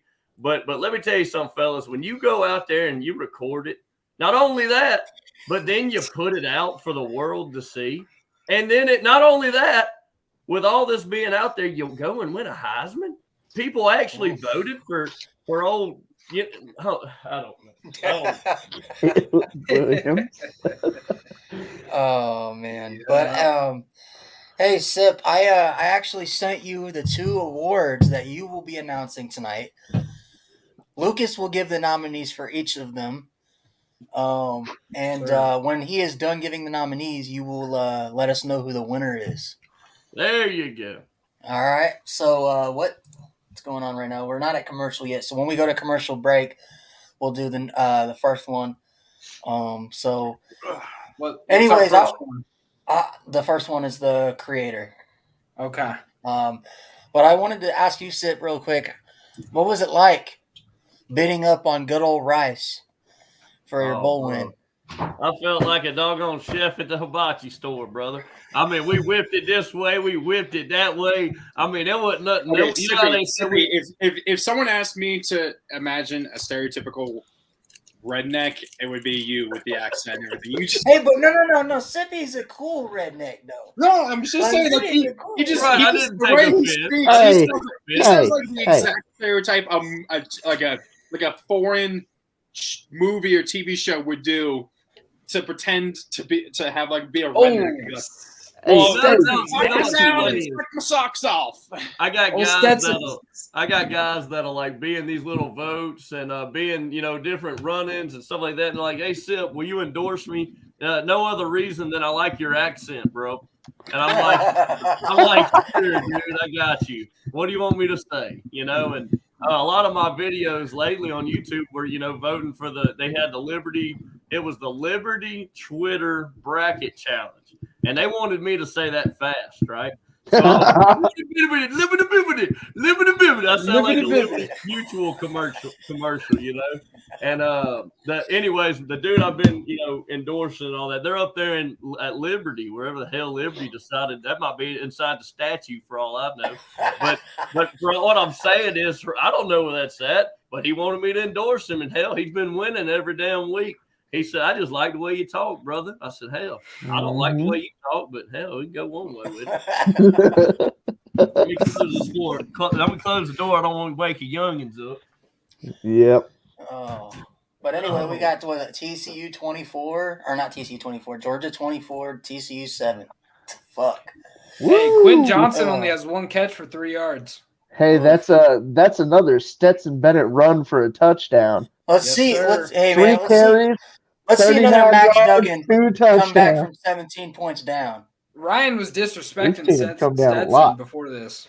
But anyway, since we are at break, Sip, do we want to go ahead, Lucas, and get the nominees? All right. For best Our creator. best guest of the year, content creator edition. Our nominees were Blake Harris of the Harris Highlight Show. We need to have him on again. We do, 100%. I talked to him about this. He's actually at he's in Vegas right now at the Caesar Sportsbook. That's him. I mean, he loves gambling and he loves it. And then we have 5 Points Vids. Still don't know what his first name is. Why am I blanking on his fucking name? Anyways, Adam. We had Phil, Maze Madman. And then Sippy, you want to take it away? And then we had the man, the myth, the legend, the Sipster. The Sipster. And I think the man who ran away with it, and I don't know how it happened, but doggone it happened. All right, I'm here to tell you today in the flesh, brother. I ain't preaching, but just listen. All right, Sippy ran away with this doggone thing. He was the wiener. Arnold Schwarzenegger. This gun went out strong. I don't know who voted. It might have just been us right here voting. I don't know, but someone voted. Doggone it, Sippy took it away, baby. There was 130 votes in this, and Sippy got 53.8 of those votes. Oh yeah, there it is. And I specifically remember Blake. The first meme was him walking through the door smoking a. What was it? I mean, I thought honestly, I thought Blake was gonna win this thing. I thought he was. Well, I just want to shout out to all my fans out there. If you're listening, oh, he's holding a fan. He's holding a fan. For me. There's a lot of people that could have won this thing. There's 3 other people on the voting thing. I understand that, but you voted for me, brother, and I want to thank you from the bottom of my heart for keeping me cool, bro. Thank you for keeping me cool.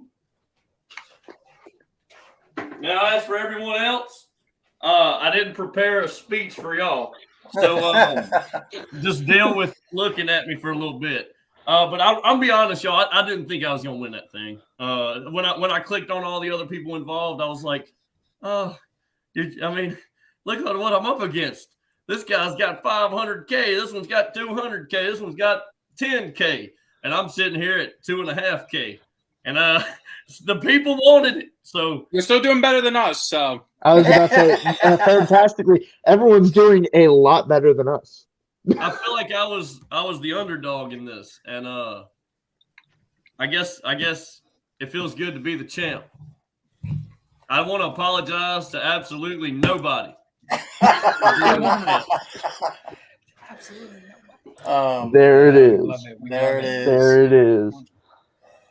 Oh my goodness! Alrighty, what was the next one, Ryan? It was best returner, kind of doing it a little out of order. Yeah, do you think? Yeah, I've got the order here, and you're just. Yeah, well, because I wanted to give. I know. Yeah.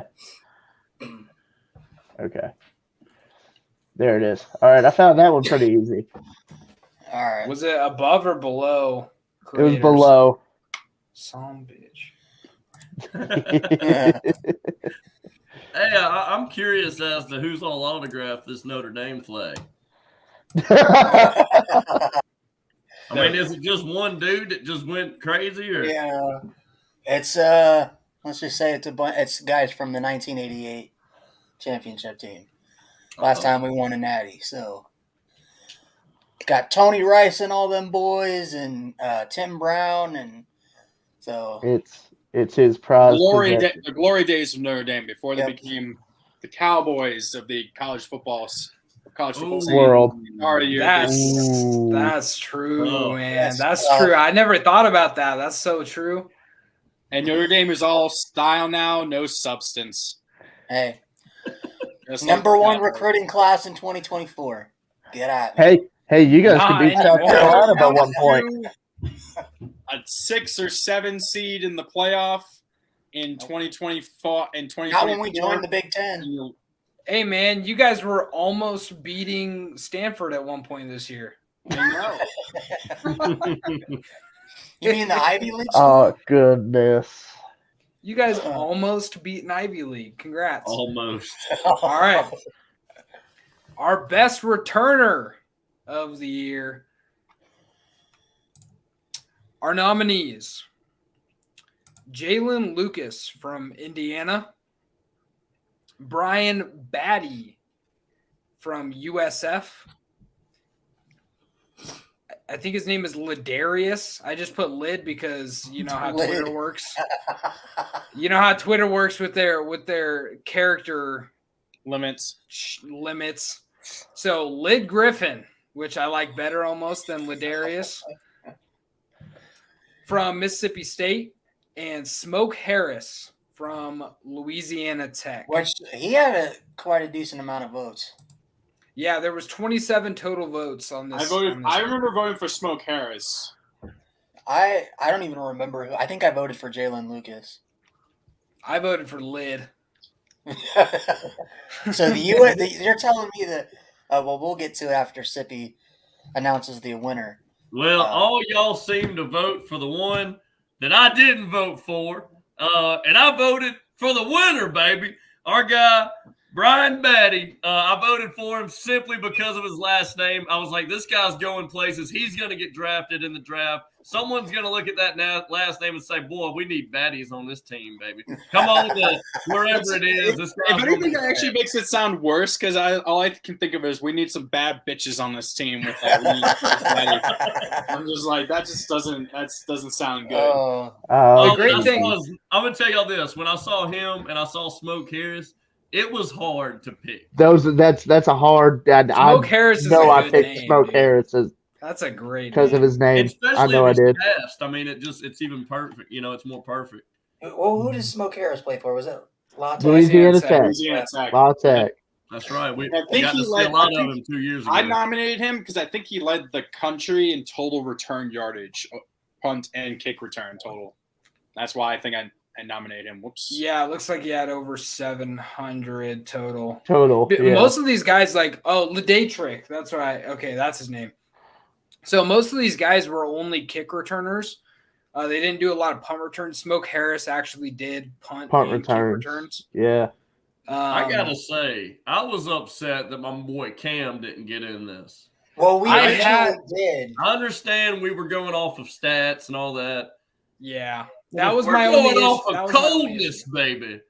If we're going off of cream with a crop, baby. Hey, and to be fair, we had to give some love to some other guys because I mean We would have been all Southern Miss then. we It would have Yeah. been. we had to give some love to some other. Well, No, I get it.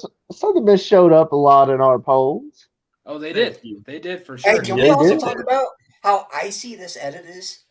It is nice. It's a really nice one. That's really Yeah, that's one of the better What ones. happened? I think this just happened. I think low key this might be one of my best and my favorite ones. Did they just That- throw a pick? Yeah, he threw a Whoa. Don't they? Oh, geez, he's way over through that. Jeez. Oh, Y'all are ahead of me, I think. yeah, they're ahead of me too. Did Duggan throw an interception? Yeah, he way overthrew him on his he pressure. just He just snapped it on my overthrew TV. it. Oh God.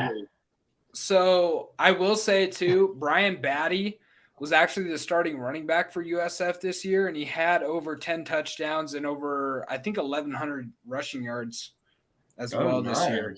Good job. Kid's kind of a stud, and he actually had a better returning year last year. He had I think around the same amount of yards, and he had 3 kick return touchdowns, including 2 in the Houston game. Transfer portal. That's exactly what I'm thinking. But I guess he's still at USF, so I he's know only it. He's only a sophomore because of the COVID year. Mm-hmm. He really returned that, huh? Well. It looks like, unfortunately, all the good mojo For TCU may have run out last week. they They ran might out have of money. used all their juice last week. Well, I was just saying this entire game just used all the good mojo. What is it, 31-7? That's what I'm thinking. Is like last week we got It's like they're like you can't have we can't just have 3 good games. You gotta have one blowout. Exactly. Oof. I mean, that's of course always it's You know, we are talking about this, and the game's not even halfway over yet, though. So yeah, but there's just no life in TCU right now. not right now. I think TCU Georgia's won the the game only last way week. they get any life is if Georgia also commits a bad turnover or something. Well, I've seen TCU down like the way that. they won last week was 2 picks, and not just pick sixes. So, in my opinion, I think it's the writing's on the wall. How did they win last week? How do you win this week? You got to have some defensive, not just turnovers, but for a team like TCU, the Cinderella moment they had last week, in my opinion, just like if old Southern Miss ever made the cut for the 12 teams, we would have just the ball to hit the right doggone way every time for us, just like it rolled that way for TCU against Michigan. Now, every time I listen to ESPN, they talk about how great their offense was against Michigan, this, that, and the other. Man, stop fooling yourself, people. Their defense won that ball game. Just like with the Southern Miss and Tulane, I'll keep bringing that up. Our offense didn't, whip up on Tulane. Look at that game. We had a blocked punt, a blocked kick, and a pick six to beat Tulane. That's how we beat them. All week, since this has been going on, I've been hearing, folks jump on ESPN and talk about Tulane's offense, this, that, and the Duggan kid. Oh, the wrong one won the Heisman, this, that. And they probably did. I don't know. Doggone it, dude with painted nails won it. But at the end of the day, last time they played, they won with their defense. And it's almost like that's been forgotten, And I'm like, dude, give some credit. And them guys, 2 pick sixes against Michigan. Oh, I don't know that quarterback's name, but he's all right, ain't he? McCarthy, yeah, he's a young stud. I think he'll be good. But I think right now, before halftime hits, you need a pick, you need a fumble, you need motivation. Not just an offensive score, but you need something. Both sides. You need a rally. That's just where I see it. Yeah, you need some momentum, definitely. Good God, this Georgia guy just running all over him. Yep, that's McIntosh. Man. Hey, bro, before I get off of here, I gotta say go Chiefs, right? But hey, in the NFL, bro, who do you draft if you're Andy Reid? What pick do they have? What's that? Well, we know they didn't. We have the 32nd pick. Yeah. I mean, they need a DB, don't they? Actually, they're gonna have the 32nd pick. Bro. Technically, it'll actually be the 31st because the Dolphins lost their pick. Because the Dolphins lost their pick due to the tampering. So there's going to be one last pick this draft because of that. Hey, by the way, sir. Hey, I'm serious, bro. What would y'all draft? I mean, if you were the Chiefs. If I'm the Chiefs, I go DB. Mahomes, and then you draft, and then you trade up to get C.J. Stroud or something. No. There you go. The Chiefs, they need to get a safety, I think. Nah, I'm going corner. You just need to improve the defense. That's their best corner last year was what? Chardarius Ward or whatever. He's a Niner. Tyrann Mathieu, the Saint. Oh yeah. Well, Matthew's good, yeah, but Ward is a Niner now, so they don't have their best corner anymore. I would go corner. Are there quite a bit of corners in the draft that are pretty good? I mean, you guys don't have Hitchens anymore either, so maybe you go linebacker. DB, yeah. DB, yeah. But real quick, Sit, before you get off, man, we gotta talk. We gotta talk about this this Russell Wilson situation, man. Hey, we beat the Chargers. We beat the saw- Chargers, right? When they Hey, they well, were let me still say playing this. their back. Hold on, They're still hold playing on. their starters. Did you see the no call, the no roughing the passer call the Oh. Chiefs did on Russell Wilson, where we totally picked him up Yeah, and slammed him? yeah, And if there that was would no have been a first down, Broncos would have won the ball game. Hey, what about the offensive pass interference on Cortland Sutton? That was a There you phantom go. call.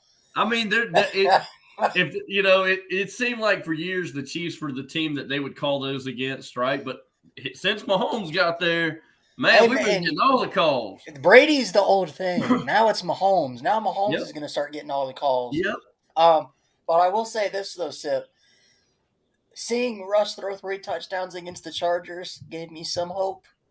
Like, some hope. I mean, in the games he played against the Chiefs, where we played our best games and still lost. That's all it is, though. Like, Man, just to think about the fact, if we would have scored 18 points a game, we would be a playoff team right now. Who Like, did that that- is hold on, insane hold on, to think hold on, about. hold on. Who did that sound like? Lucas. No. What? That sounded like me this season with college football. We scored 24 points a game. Good Hey, man, but you know Lord. what? I'm starting to think it was Hackett. I think Hackett ruined Russ. And I think we're going to see a better – I hope we see a better Russ next year. Did that boy finally get more touchdowns and bathrooms He has Yes. he has what, 17 touchdown passes now? to Let me 15 tell bathrooms? y'all Yeah. Let me 12 tell y'all. bathrooms. 12 bathrooms. Let me tell y'all something. Meanwhile, some Michigan fans in one of my Twitter chats is absolutely losing their minds that they're like, we really lost to these guys, referring to TCU. I don't want to hear Michigan. We really Hey, lost well, to you these guys lost guys. to TCU. If you guys lost to TCU, I was about to say, how much of a bloodbath would that be? Oh, Georgia runs the ball, or Michigan runs the ball. Well, Georgia doesn't let people run the ball. What do you think it would be worse than what it was last year when Georgia played Michigan? Good Lord. I don't know. Those Georgia linebackers last year were nasty. Honestly, if this gets to a bit of blowout, I might just leave early because I have to go to sleep. Oh, screw you, Connor. I'm just kidding. Hey, Yeah, Ryan, I'll say this, man, and I ain't being mean, bro. Please don't take this the wrong way, y'all. As long as Reed and Mahomes are together in that AFC West, brother, right? Stop trying to beat him. Just transfer, dude. Just come. No, the Broncos are going to transfer to the AFC South. There you see. I mean, Malik Willis almost beat them on Thursday Night Football, so I wouldn't get too cocky. Well, I've waited all the way since the Trent Green era to be good and to Hey, be. but you know what, Sip? I'll say this. I'm glad it's the Chiefs that are dominating the division. I'd rather have the Chiefs doing it than having the Chargers or Raiders doing it because their fans are. Could you imagine if it was Oh, Jesus Christ! Good I actually appreciate the Chiefs for whooping up on the Raiders. Like, you know what? No, Like the I Broncos. really do. Like, people don't realize the Broncos. The AFC West was the Broncos' doormat for a greater part of what, 15 years, 10 my years, whole childhood. and now it's finally kind of transitioned. Now we're the doormat for everybody. Yeah, Kind of Elway used to mop our freaking whole life up. Oh my God! I wouldn't even say Don't remind me. I wouldn't even say it's kind of transition. Like, they already have the different, body parts. Like, it's done. Like the Chiefs are the new thing, man. Yeah. Oh God. And Alex Smith almost had us there. He tried, but he just what's wasn't sad the though, athlete Sid? Mahomes was. You guys have dominated the division the last couple of years, but you guys just tied the Broncos for AFC West division titles last year. Good Lord, I didn't know that. Yeah, it took that long. Good God, and we've been running it for like over 5 years, right? Yeah, you finally got back up there, and Good we're tied at God. the top. It's embarrassing it took us that long. The But it Broncos just only had to shows, suck for 7 how years. far ahead they were, man. With the history with that they Well, had. we got lucky. We got lucky with John Elway. We had, Jay Cutler. He was okay. Yeah, He was really John good. Elway as like y'all's GM or No, I mean, I'm saying John Elway is the quarterback. You go from him to, oh God, who was the quarterback in the early the late 90s, early 2000s. Oh, Tim Tebow. No, I'm just kidding. No, Yeah, Tim no, Tebow. Oh was it? God! Was it Plummer? Was it Timothy Plummer? Tebow. Plummer It might was, have been Plummer. It might Plummer have been was Jake pretty Plummer. good. And then we went to Tebow Mania, which was nice. And then then you y'all get traded- Peyton I'm Manning. so glad as So- a Pittsburgh fan. I'm so glad Shall I Tebow's add not our in college newest, football our anymore. latest guest? If we Yeah, can't you'll have never live one that down. insufferable Notre Dame fan, let's have 2 insufferable Notre Dame fans. Oh no! Hey, Yeah, I'm it's happy. another one.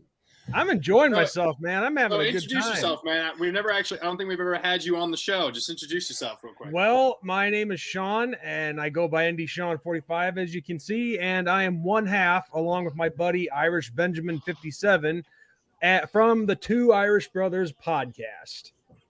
Love it. I thought it was North Dakota Sean. Yeah.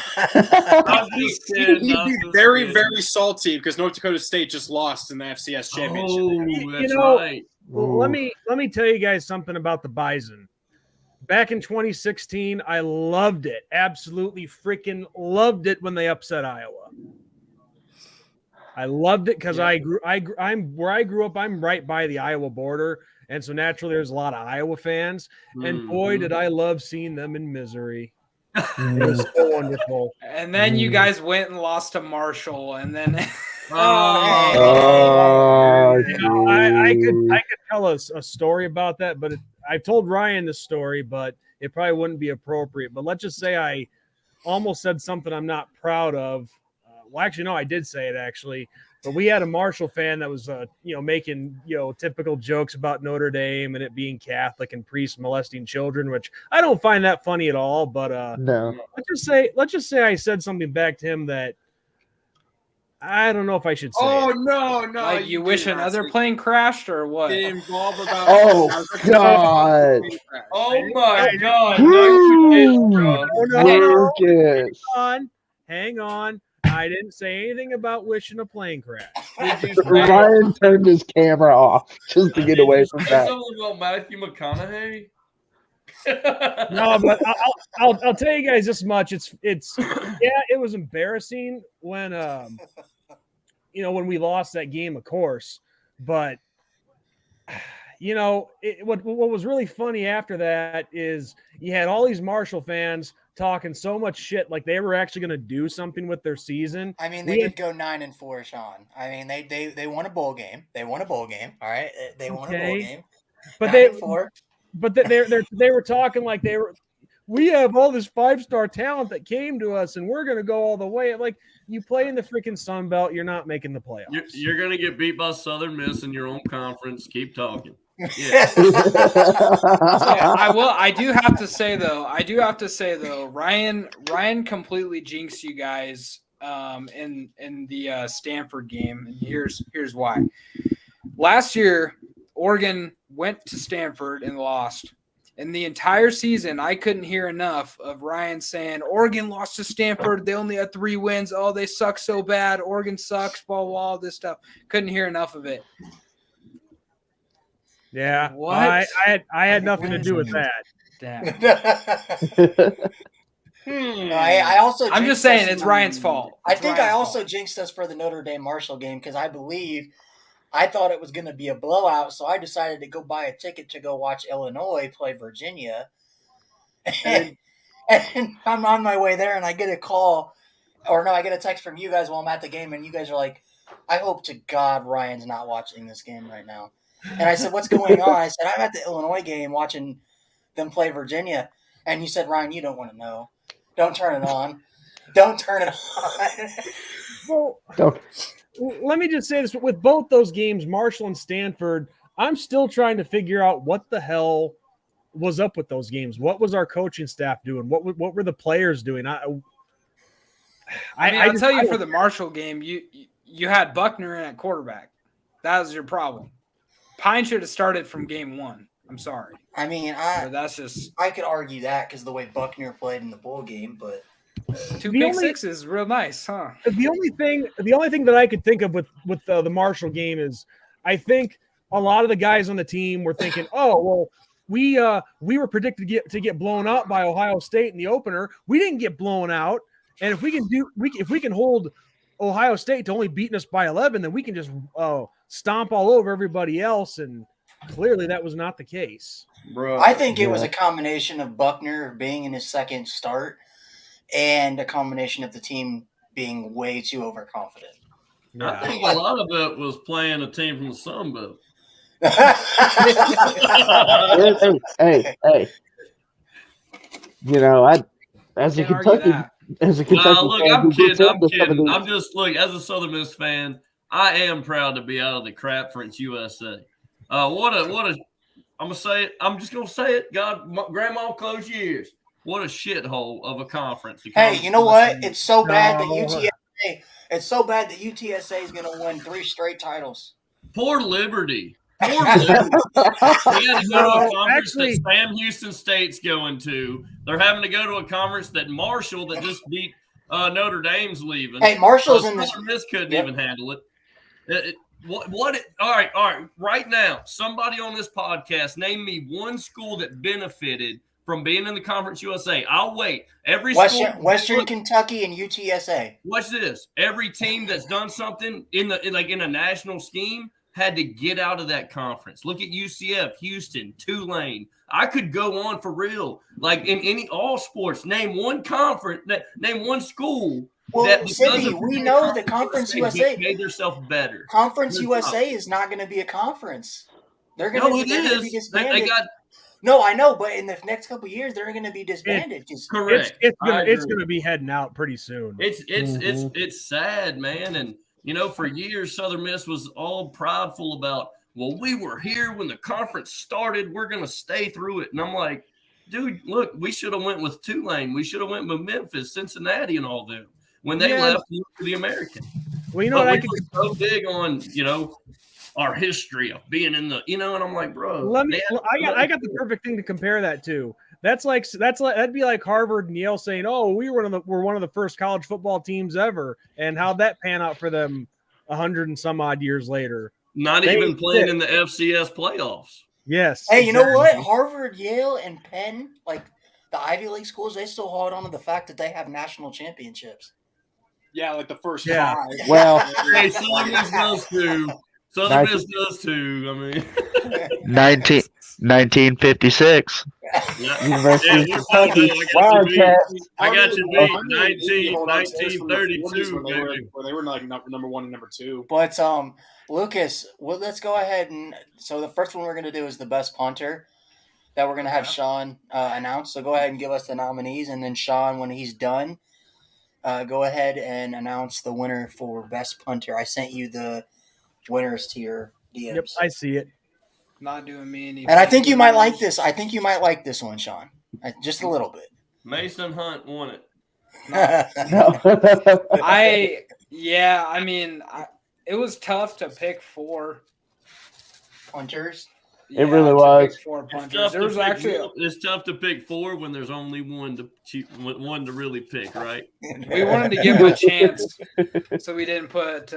We didn't put Mason Hunt on there. Okay, we wanted to give him a chance. All right, so funny enough, on this one we had to actually put another poll in because there was a tie. We'll get to that, and we'll get to that. I've seen the tie. Hold on, where's the other poll? Oh, dear God. So our nominees, Eddie Zeplicki from Arizona State, Zeplicki. Luke Locher from Oregon State, Adam Korsak from Rutgers, and John Sott from Notre Dame. All right, Sean, you want to give us the winner? All right. And should I get like an envelope to pretend I'm picking out the name? The envelope. For most contrived celebration goes to. Okay. And the Week 0 Podcast Award for Best College Punter of the 2022-23 college football season goes to John Sott of Notre Dame. Was it only because his name was the best of the four options? And here to accept the award on behalf of John Sott is me and Deshaun 45. I would just like to say thank you for this award. And as soon as you start talking, the music starts playing. Get the fuck off stage. I thank you so much. This is the biggest accomplishment in my whole life, and I want to thank the Week Zero podcast guys for nominating me and picking me. And I love you all. I love you all, everybody. That's exactly how John. Who won the Ray Guy Award? I think it was Corsac. Was that UT? Is that the UTSA guy? Or Rutgers? Oh, Rutgers, right? Ray Guy, another Southern Miss legend. Who unfortunately just passed away not too long ago. And who unfortunately played for the damn Raiders. What a loser. Hey, he was a first-round pick punter. Yes, he was a no disrespect towards Ray Guy. Right, but no disrespect to Ray Guy, but how trash of a franchise when you take a first-round punter. Oh God! Can we disrespect? It takes a kicker in the first round. Yeah, we're really gonna need that help punting, y'all. Can we? I think we should. I think we should disrespect TCU right now. Hey, you know what's fun? You know what's funny? John Sott. You thought TCU was gonna win this? The fact that John Sott. Oh man, this is bad. Dude has the ultimate winner. He's got a degree from Harvard. And a bachelor's and a master's from Notre Dame. Hold on a second. Hey, this dude is, and he's a good punter. I mean, so in other words, 2 interceptions. In other words, he's going to make a crap load of money and have women flocking at him. Basically, as a punter. Everyone knows punters get chicks. Yeah, so, everybody knows that punters get chicks, right? Right? What's his name? The punt god. Oh, sorry. Well, are you actually asking? That was out of pocket. I'm sorry, guys. That was. They know how to best hit it with balls. Is that? Oh my God. But, God, I can't remember his name right now. Is that a Pat McAfee thing? Is that who you were looking for? I mean, we all know Pat McAfee gets it, but that's also he's not the punt god. Who's the punt god? Matt Ariza. Yeah, Ariza. And you guys Ariza. Punters get chicks and whatever. Really quick before we continue, I'm gonna add another guest that we're gonna have on, but we're gonna do Zips. So we'll see you in a little bit. If you're free, come back at halftime. We're gonna have a back at halftime in 20 seconds. Hey, thank y'all for letting me know. It's already halftime. It's nearly at halftime. There's 26 seconds. I know. We'll have him on a little bit into in the second half. Half. Okay, gotcha. But I'm going to introduce our next guest, and then we'll get to our other nominee that our award winner that Sean is going to announce. Which one is that? Been a long time coming. We've been talking on Twitter for a couple months now. Big Liberty fan, the myth, the legend, our buddy Ben, who runs the SSN Sideline Sports Network. Story of how we got Hugh Freeze on the show. Oh boy, yeah, we got boy. You'll love it. You'll love it. We still have not posted. I know. Hey, you know what? I'm busy making all the edits and the graphics and the posting and the YouTube. Hey man, give me a break. He's busy. I know, but it's literally not that hard. I downloaded it myself. It's not that hard. Connor. Okay, you know what? Hold on a minute. Connor. I am officially resigning. I'm resigning from being the main editor of the Week Zero podcast. You did it, Connor. Thank you. Ryan, how about this? Connor, edit the podcast with your slow-ass laptop. Okay, Ryan, what I can do if you want is just quickly make a thumbnail of the interview for the interview. Okay. Send it to me, and I can then do a quick intro on here, separate, a little video on here, and then I can put that together. I should be able to do that myself. I'll just need access to the YouTube channel, and I can post that. We can do that. Sounds good. But anyway, pleasure to have you, Ben. Like I said, it's been a long time coming. But really quick, Ben or Sean, let's go ahead and do our next award winner. Lucas, you want to pull up the best kicker nominees? Oh, here it is. And while he's pulling that up, let me ask you guys a question. So obviously, it's a fact that TCU is going to lose this game bad, pending a freaking God-given miracle in the second half. But do you guys think that if it stays a blowout, do you think Paul Findouche will come out and say, "Hey, TCU doesn't belong in the playoffs ever again. Keep them out"? Or do you think Michigan fans are already saying that.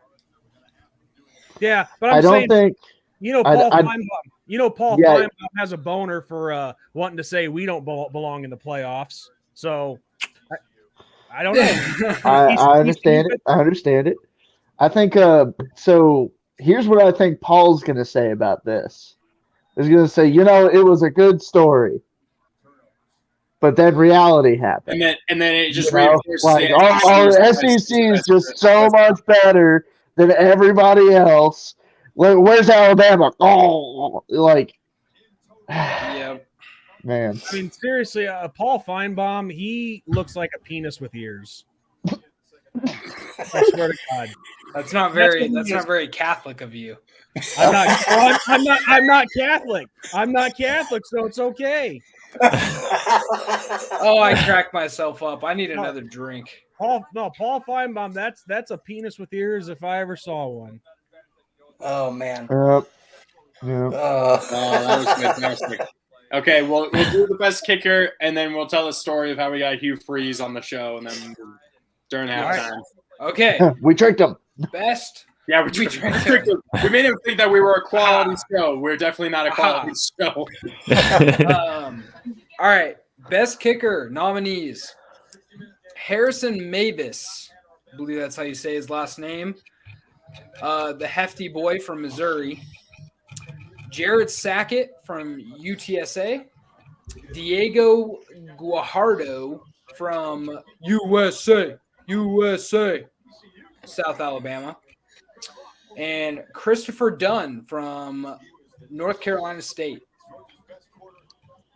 All right. And with those nominees announced, the winner is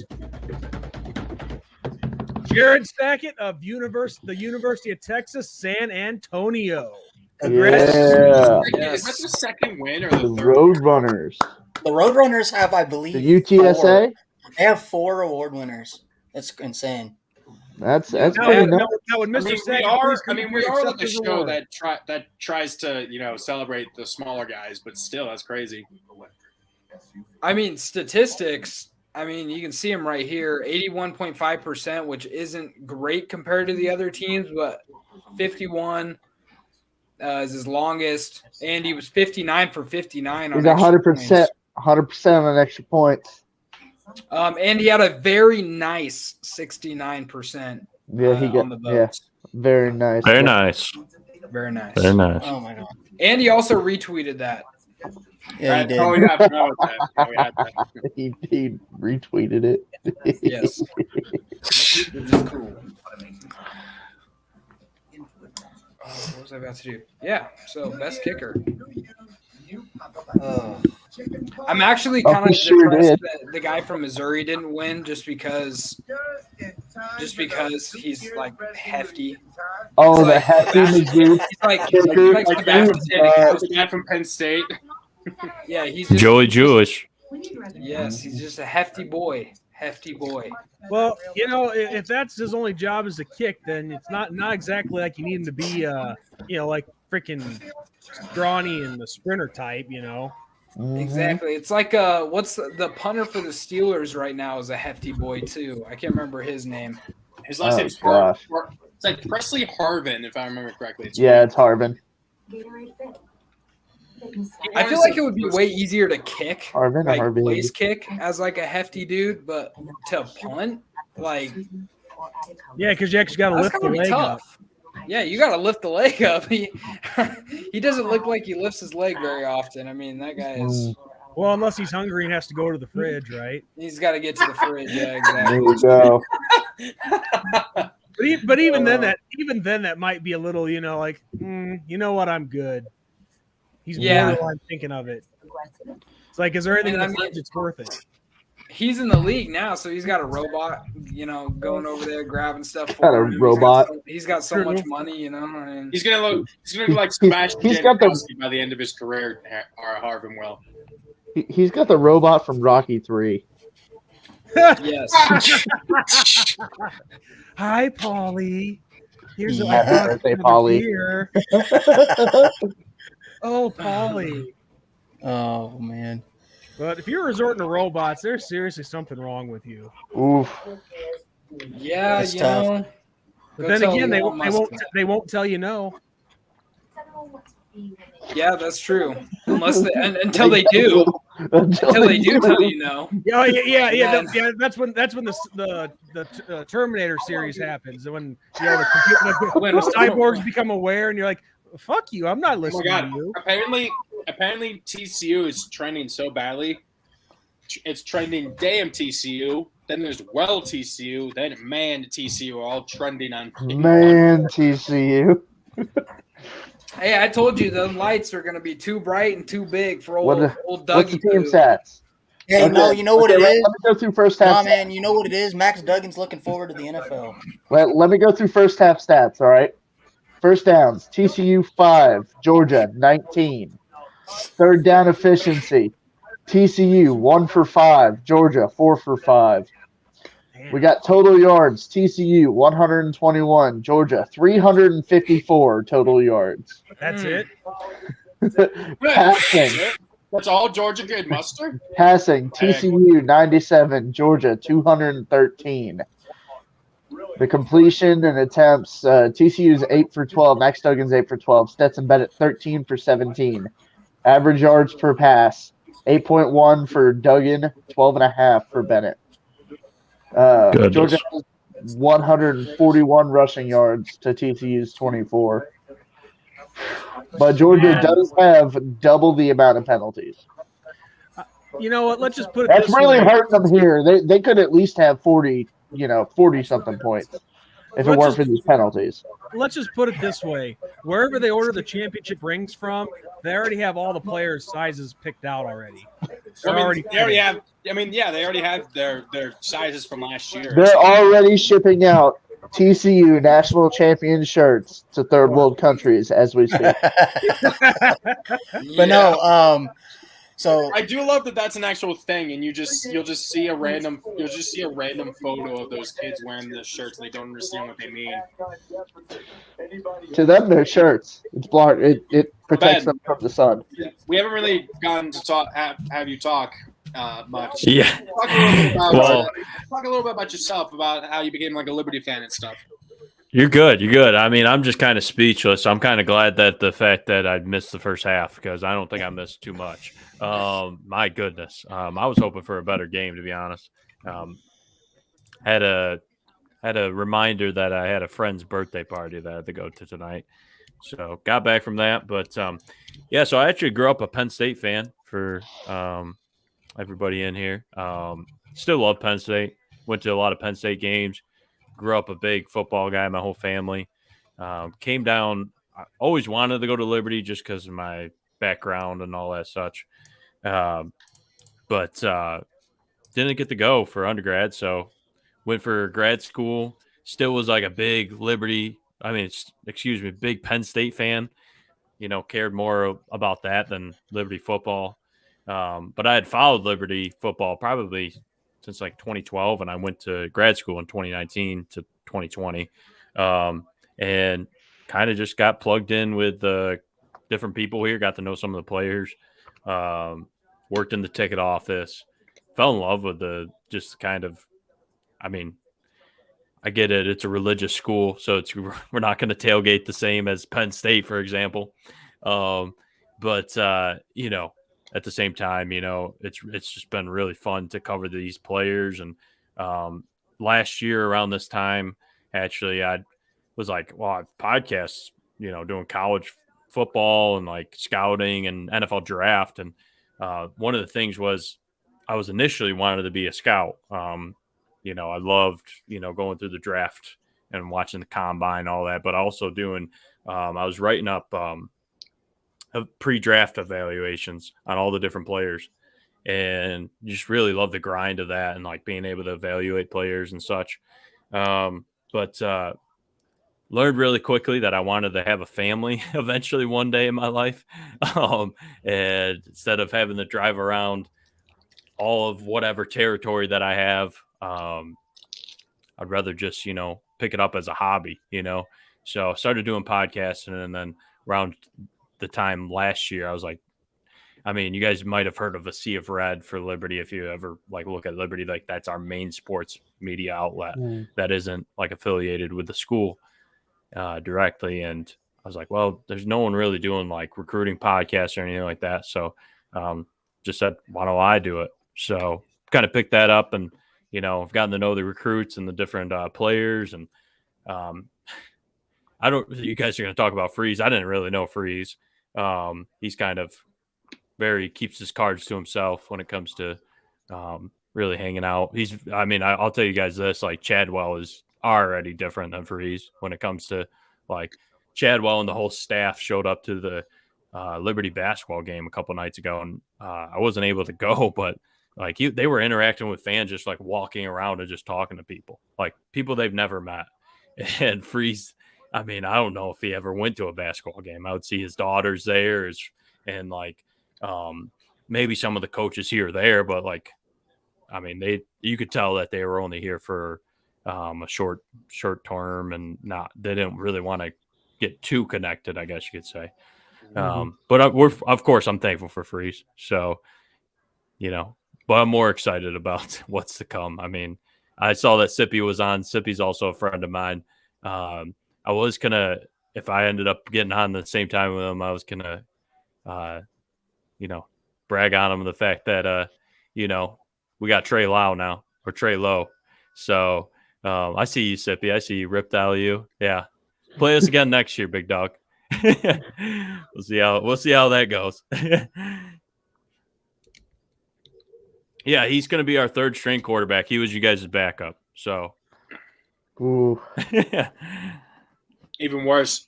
You just took him. You just took him out of spite, if anything. Yeah. If we learned anything this year with us having 3 injured quarterbacks, you can have a quarterback room with, 8 or 9 guys, and I think that would be safe, because you just never know with us. We had so many injuries at quarterback. So, I'm really excited about the new era. And we also got a guy from Louisiana too, young kid. But I'm mostly excited about Day Hunter now returning, and then us getting Jerome Jointer from Arkansas. And what's the wide receiver for your guys that's really good? Is he coming back, or is he eligible? He's going to the draft. So He was actually a 4th-year sophomore because of COVID and then redshirt. So he was a redshirt sophomore this year, but it was his 4th year. And everybody didn't want to believe me. I was like, he's going to be leaving for the draft. He's going to be leaving. They're like, oh, we're going to keep him. I'm like, he's going to leave. You watch. And he did. So, and I'm hyped for him. To me, I think the best way to build a program is to send people to the pros. If you can send people to the pros, then that's one of the easiest and best recruiting tools you can have. Speaking of pros, I don't know if it was you on Twitter. I can't remember who it was, but don't be disrespecting my Titans. All right, I was waiting for you to say something. Hey, I'm a Bills fan, so it's funny you guys talking about. What were you guys talking about before I came in there? We were talking about some Chiefs and Broncos. Well, you guys were talking about a punter that is no longer a Buffalo Bill. Ariza. You guys. Ariza. Yeah. He might be the best punter since Ray Guy. The best punter to like never punt in the league. Yeah, exactly. Yep. Oh man, that was tough. That was really tough. I don't know. But I'm hoping Malik works out for us. I really do. I really hope so. But man, he just looks so raw. And I know that we didn't expect him to come in that early. But this day and age, and the kind of league that we're in now is like these young guys got to be ready early. I mean, you got guys like Burrow, Mahomes, Tua, Herbert coming in. And I know that Malik was never one of those guys in college, but like I don't know. He just looks way too raw, and maybe he'll be good next year, but I just a little concerning from my point. Well, I actually have an episode about that pre-draft, and to be honest, I know this sounds crazy, but I still think, when it comes to you're talking about the 5 best quarterbacks in this year's draft, like coming in, I still think he has the highest ceiling, but I knew that he didn't have the highest. Hey, man, the way Sam Howell was playing. Oh yeah, yeah. I mean, that's also the Malik, Cowboys cheating themselves like usual. So, hey, man, Sam Howell is going to be really good, man. Cowboys he was considered in my top 5. But my thing about with Sam is Sam still doesn't have an arm like Malik does. Malik had the best arm in the draft. There's no doubt about it. That's the thing. Was like when I was doing my own draft thing with him, Malik's only issue is his accuracy and his consistency at times. It's like, well, I would disagree with that. And my only from watching him, obviously, his biggest flaw that he has as a quarterback is his decision making and lack thereof. And I don't know if he was like the same way in college, but that's the biggest issue that Mike Vrabel had with him this year is that he just wouldn't make a decision. And then by the time he did, it was already too late. These guys are way too fast in the league for him to be, taking these long decisions, whether he's going to run or pass or whatever he's going to do. So that was the biggest issue that he had all year. And that's why Vrabel ended up, benching him because he just wasn't throwing the ball when he should, and he wasn't running it when he should. Yeah, no, I agree with you. And that's actually something I've had to take a little bit of heat from my own fan base with him as well. Because at the end of the day, I haven't been a Liberty homer my entire life. I've always supported the team, the school, whatever, and always wanted to go there. But, I followed college football as a whole and, draft process as a whole. And, that is a huge problem. But that's why he is inaccurate at times, is because he gets late to throws. And one of the things that it was very frustrating for me last year, and I understand the Titans have the worst rated line, whatever, all that other stuff that everybody always brings up. Like, don't get me wrong, like, yeah, they don't have the best line, but like at the same time, I'm not someone who always looks at like the ratings and all that stuff. I mean, quarterbacks can help out the line at times too. Like, for example, as a Bills fan, look at Josh Allen his first year, rookie year. We had a terrible offensive line. Again, the rating was the same as the Titans as this year, but he was able to improvise and make the most out of it. And I did really remember about Josh Allen that year. A lot of people were saying he was already going to be a bust. Oh yeah, but I didn't believe that because I saw his athleticism, like, and his talent, like. Hey man, but it's your guys' fault for giving me hope again for Drew Lock, because you got Drew Lock and Josh Allen had similar numbers through their first 5 starts. And I'm like, Drew Lock's going to be really good, and then Drew Lock and Brock Osweiler are my 2 worst, I guess, misses in draft history for me. And then the Broncos. Yeah.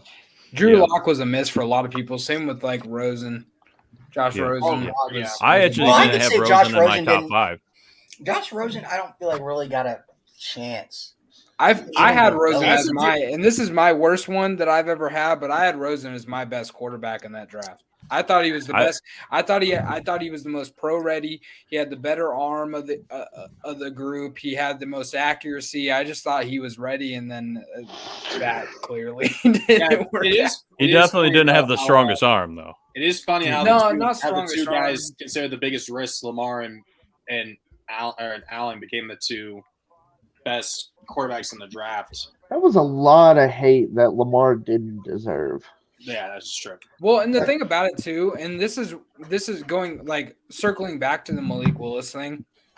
In Tennessee, they historically do not switch their offense to the strengths of their players. And so when we had Marcus Mariota, we didn't switch things to the strengths of him, and he tried fitting failed. He failed. A square hole, yep. Yeah, we tried to do the same offense that we have right now with Ryan Tannehill, which it worked for Tannehill because that's the kind of quarterback that he is. and it didn't work for Mariota. It's not going to work for Malik Willis. What Harbaugh did so well is that he completely switched everything for Lamar Jackson. Yep. I was about to say that. Except he won't get him wide receivers. He won't get him a receiver. That's true. But, that's he the will. Costa, and then now he's too loyal to Greg Roman, who did help bring out Lamar, but Roman hasn't evolved his offense past that. That's well, he Roman was the offensive coordinator for the Bills back in 2017 or something like that. he was he with the Bills? Because I know he was. I know he was with the 49ers, and he was there when Kaepernick was there. I know that. He was right after. Hey, Ben, what do you think about this? Because Lucas wants Nathaniel Hackett. Oh, no, I can't stand offensive coordinator. No, that's not what I said. He was also a Bills offensive coordinator. He was terrible. I said I wanted Hackett with Rodgers is what I said. Oh, okay. Oh. Like, if we get Rodgers, I want Hackett to come with him.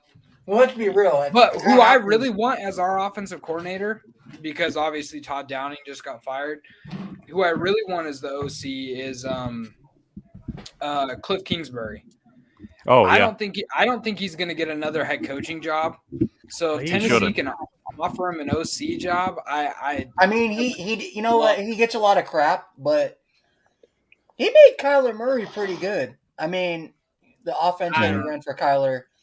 I think he made Kyler look worse than what he is, personally. Well, let me tell you guys something about that. There are some coaches out there that just are better at being coordinators than they are head coaches. Yep. I mean, the best example, and I've given this example many times, myself being a Chicago Bears fan, the great Buddy Ryan, amazing defensive coordinator. But as soon as he left the Bears and became head coach of, I think, Philadelphia. Eagles. His first stop was Philly. Didn't work out so well. Didn't work out. And then I think he had another head coaching gig at the Cardinals, if I'm not mistaken. But yeah, he was every stop that he's been as a head coach, not so good, but as a defensive coordinator, phenomenal. Phenomenal. I mean, that's the thing. If I've had an issue with the Broncos is that for years, for whatever reason, the Broncos love hiring guys that were coordinators, like Hackett, Vic Fangio, that were never head coaches before. And now I'm finally glad that the front office is actually being aggressive and trying to go get guys that have been head coaches before. Well, you know why a lot of teams do that, right? They're cheaper. They're cheaper. Yeah, that's true. Well, hey, you know what? We got Walmart money now, so we can afford to go get it. but the problem with that though, you're spending Walmart money, but you're getting Walmart products. Oh, get the generic brand. Can you imagine the Equate brand? Can you, Ryan? They got to figure out how to put some coaches on layaway, dude. Hey, can you?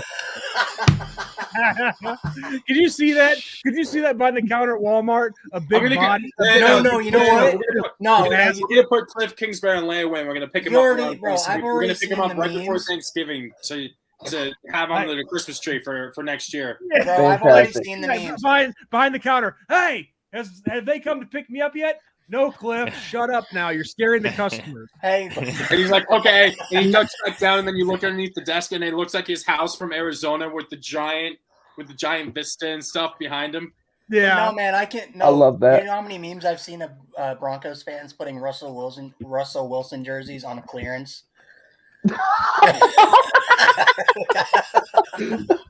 Jeez. And he just got there. But that's the NFL nowadays, and that's the big reason why. If you look at Titans Twitter, which I'll tell you right now, the most toxic Twitter of all time is Titans Twitter. It's terrible. No, I can argue with you on that. Titans Twitter is bad, man. I mean, Ravens has gotten really toxic with the whole Lamar situation. I'll say I'm a Ravens fan, so to let. Hey, before we continue, Connor, we need to get these awards. Okay, so do you want me to give the quick story of how we got Hugh Freeze? Yeah, let's do it. Okay. So I'm here for the rest of the game. As long as it doesn't get – if it gets worse, then I'm going to just be like, all right, guys, I'm going to bed. I'm gonna have to get off here pretty quick myself. But Georgia gets the ball to start the second half. As a Virginia Tech fan, last year, sometime in October, we lost a game, and someone on Twitter is like, okay, who's going to be our next head coach? and someone says Hugh Freeze. And I reply to that tweet saying the only way Hugh Freeze will ever be coaching at Lane Stadium is staying on the visitor sideline. And then Hugh Freeze, without me or the person that suggested him having put in his actual, Twitter handle, respond saying, "Thanks, man, for the support." And I don't think he realized, one, that I was being sarcastic and actually insulting him, and two, I found it hilarious that probably he was actually just watching on Twitter, hoping someone was going to say his name on Twitter and he could just throw himself in there. Yep. I bet that's that was him. that That's was him. Sounds like him. there. So I was like, That's him. That might have been No, it was actually him. thanks for your support, buddy. yeah. But it was actually him. Got him on. I then was like, okay, I'm going to just shoot my shot, and shot him a DM. And he was like, yeah, I'll do it. And then he's like, here, let me give you my – he had his own people. Daughter. He had his own daughter acting as his assistant or something. Reagan. Yeah. Reagan. It was her name. And she and I was like, okay, I shot her an email, and we sent a bunch of emails back and forth, and then we interviewed him for half an hour. And then during the interview, Ryan decided to jump in halfway through all of a sudden because he overslept or something. You just have to tell this story. Yes, because he literally come in with a grin on because when if he watches the actual show with Hugh Freeze, he's going to be like, why the hell did Ryan jump in halfway through the – Yeah, Ryan just comes in with this shit-eating grin on his face. He's like, bye. It's just like, and me and the other guy, Coster, who was the former host, he left the show due to real life issues and stuff. But me and Coster immediately went from being super happy and chill to just having a scowl on his face. Like he was gonna murder Ryan. Yeah. That's really funny. Good, That's funny. But anyway, Lucas, you want to go ahead and give us the nominees for best freshman? Best Ooh, freshman. let's find that one. Once again, not helping me out very much here. Let me look. It's one of the top ones. Is it one of the more recent ones I did? Oh, wow. TCU got a stop to start the half. Let's go. Hey, let's go. Hey. Hypnotoad. Hypnotoad. This is the turnaround right here. They have to channel their inner Vikings. Okay. Can you imagine if they come back and win like that? That would be. Oh my gosh, that would be legendary.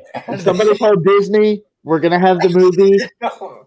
No, man, they're gonna. They better. If that happens, they call Disney right now, and they start making that fucking movie right now. Yeah. Call it Hypnotoad. Yeah, exactly. Called Hypnotoad. I love that. All right, so our nominees for best freshman, we have Ben Morrison, defensive back from Notre Dame. Drake May, quarterback from the Tar Heels. Jaden Ott, running back from Cal. And Damian Martinez, running back from Oregon State.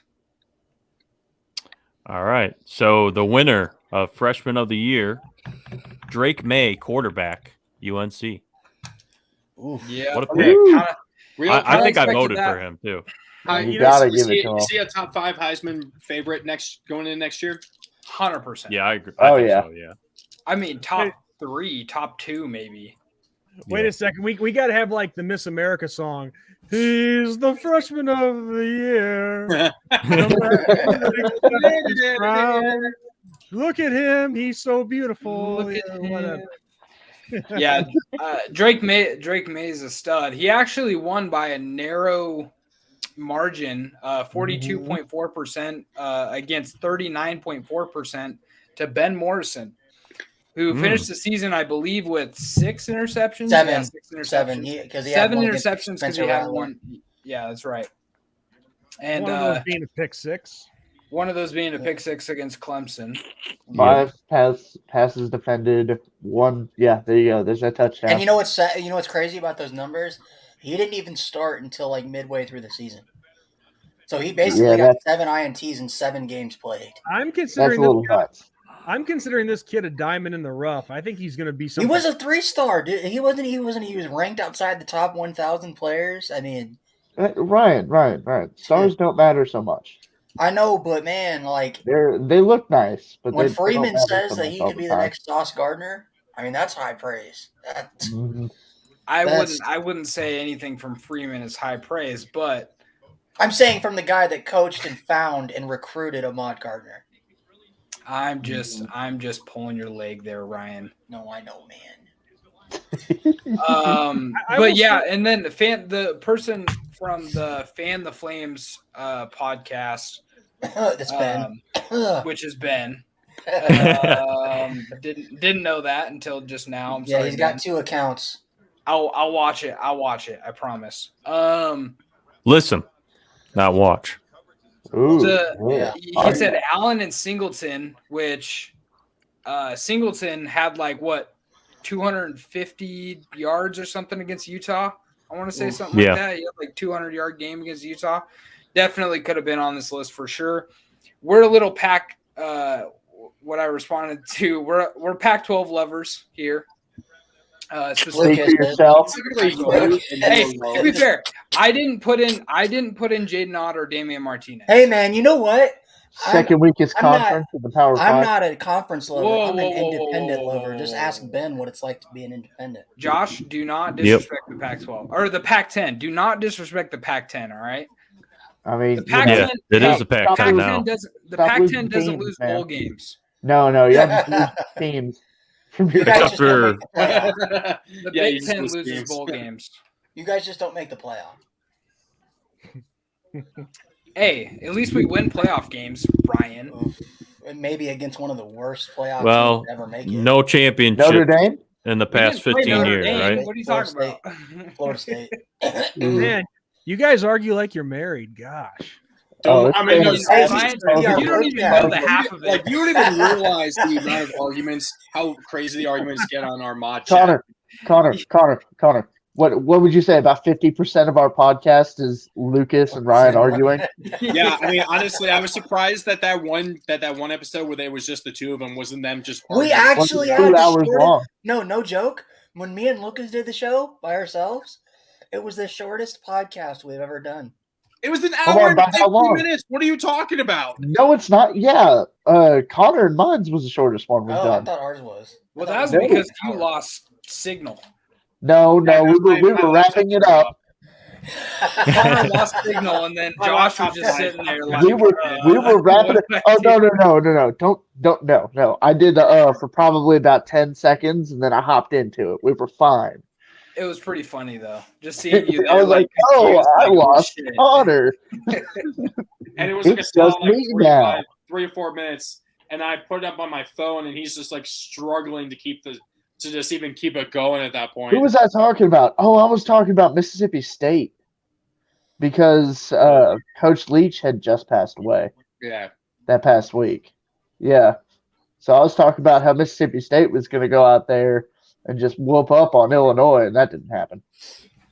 They still won.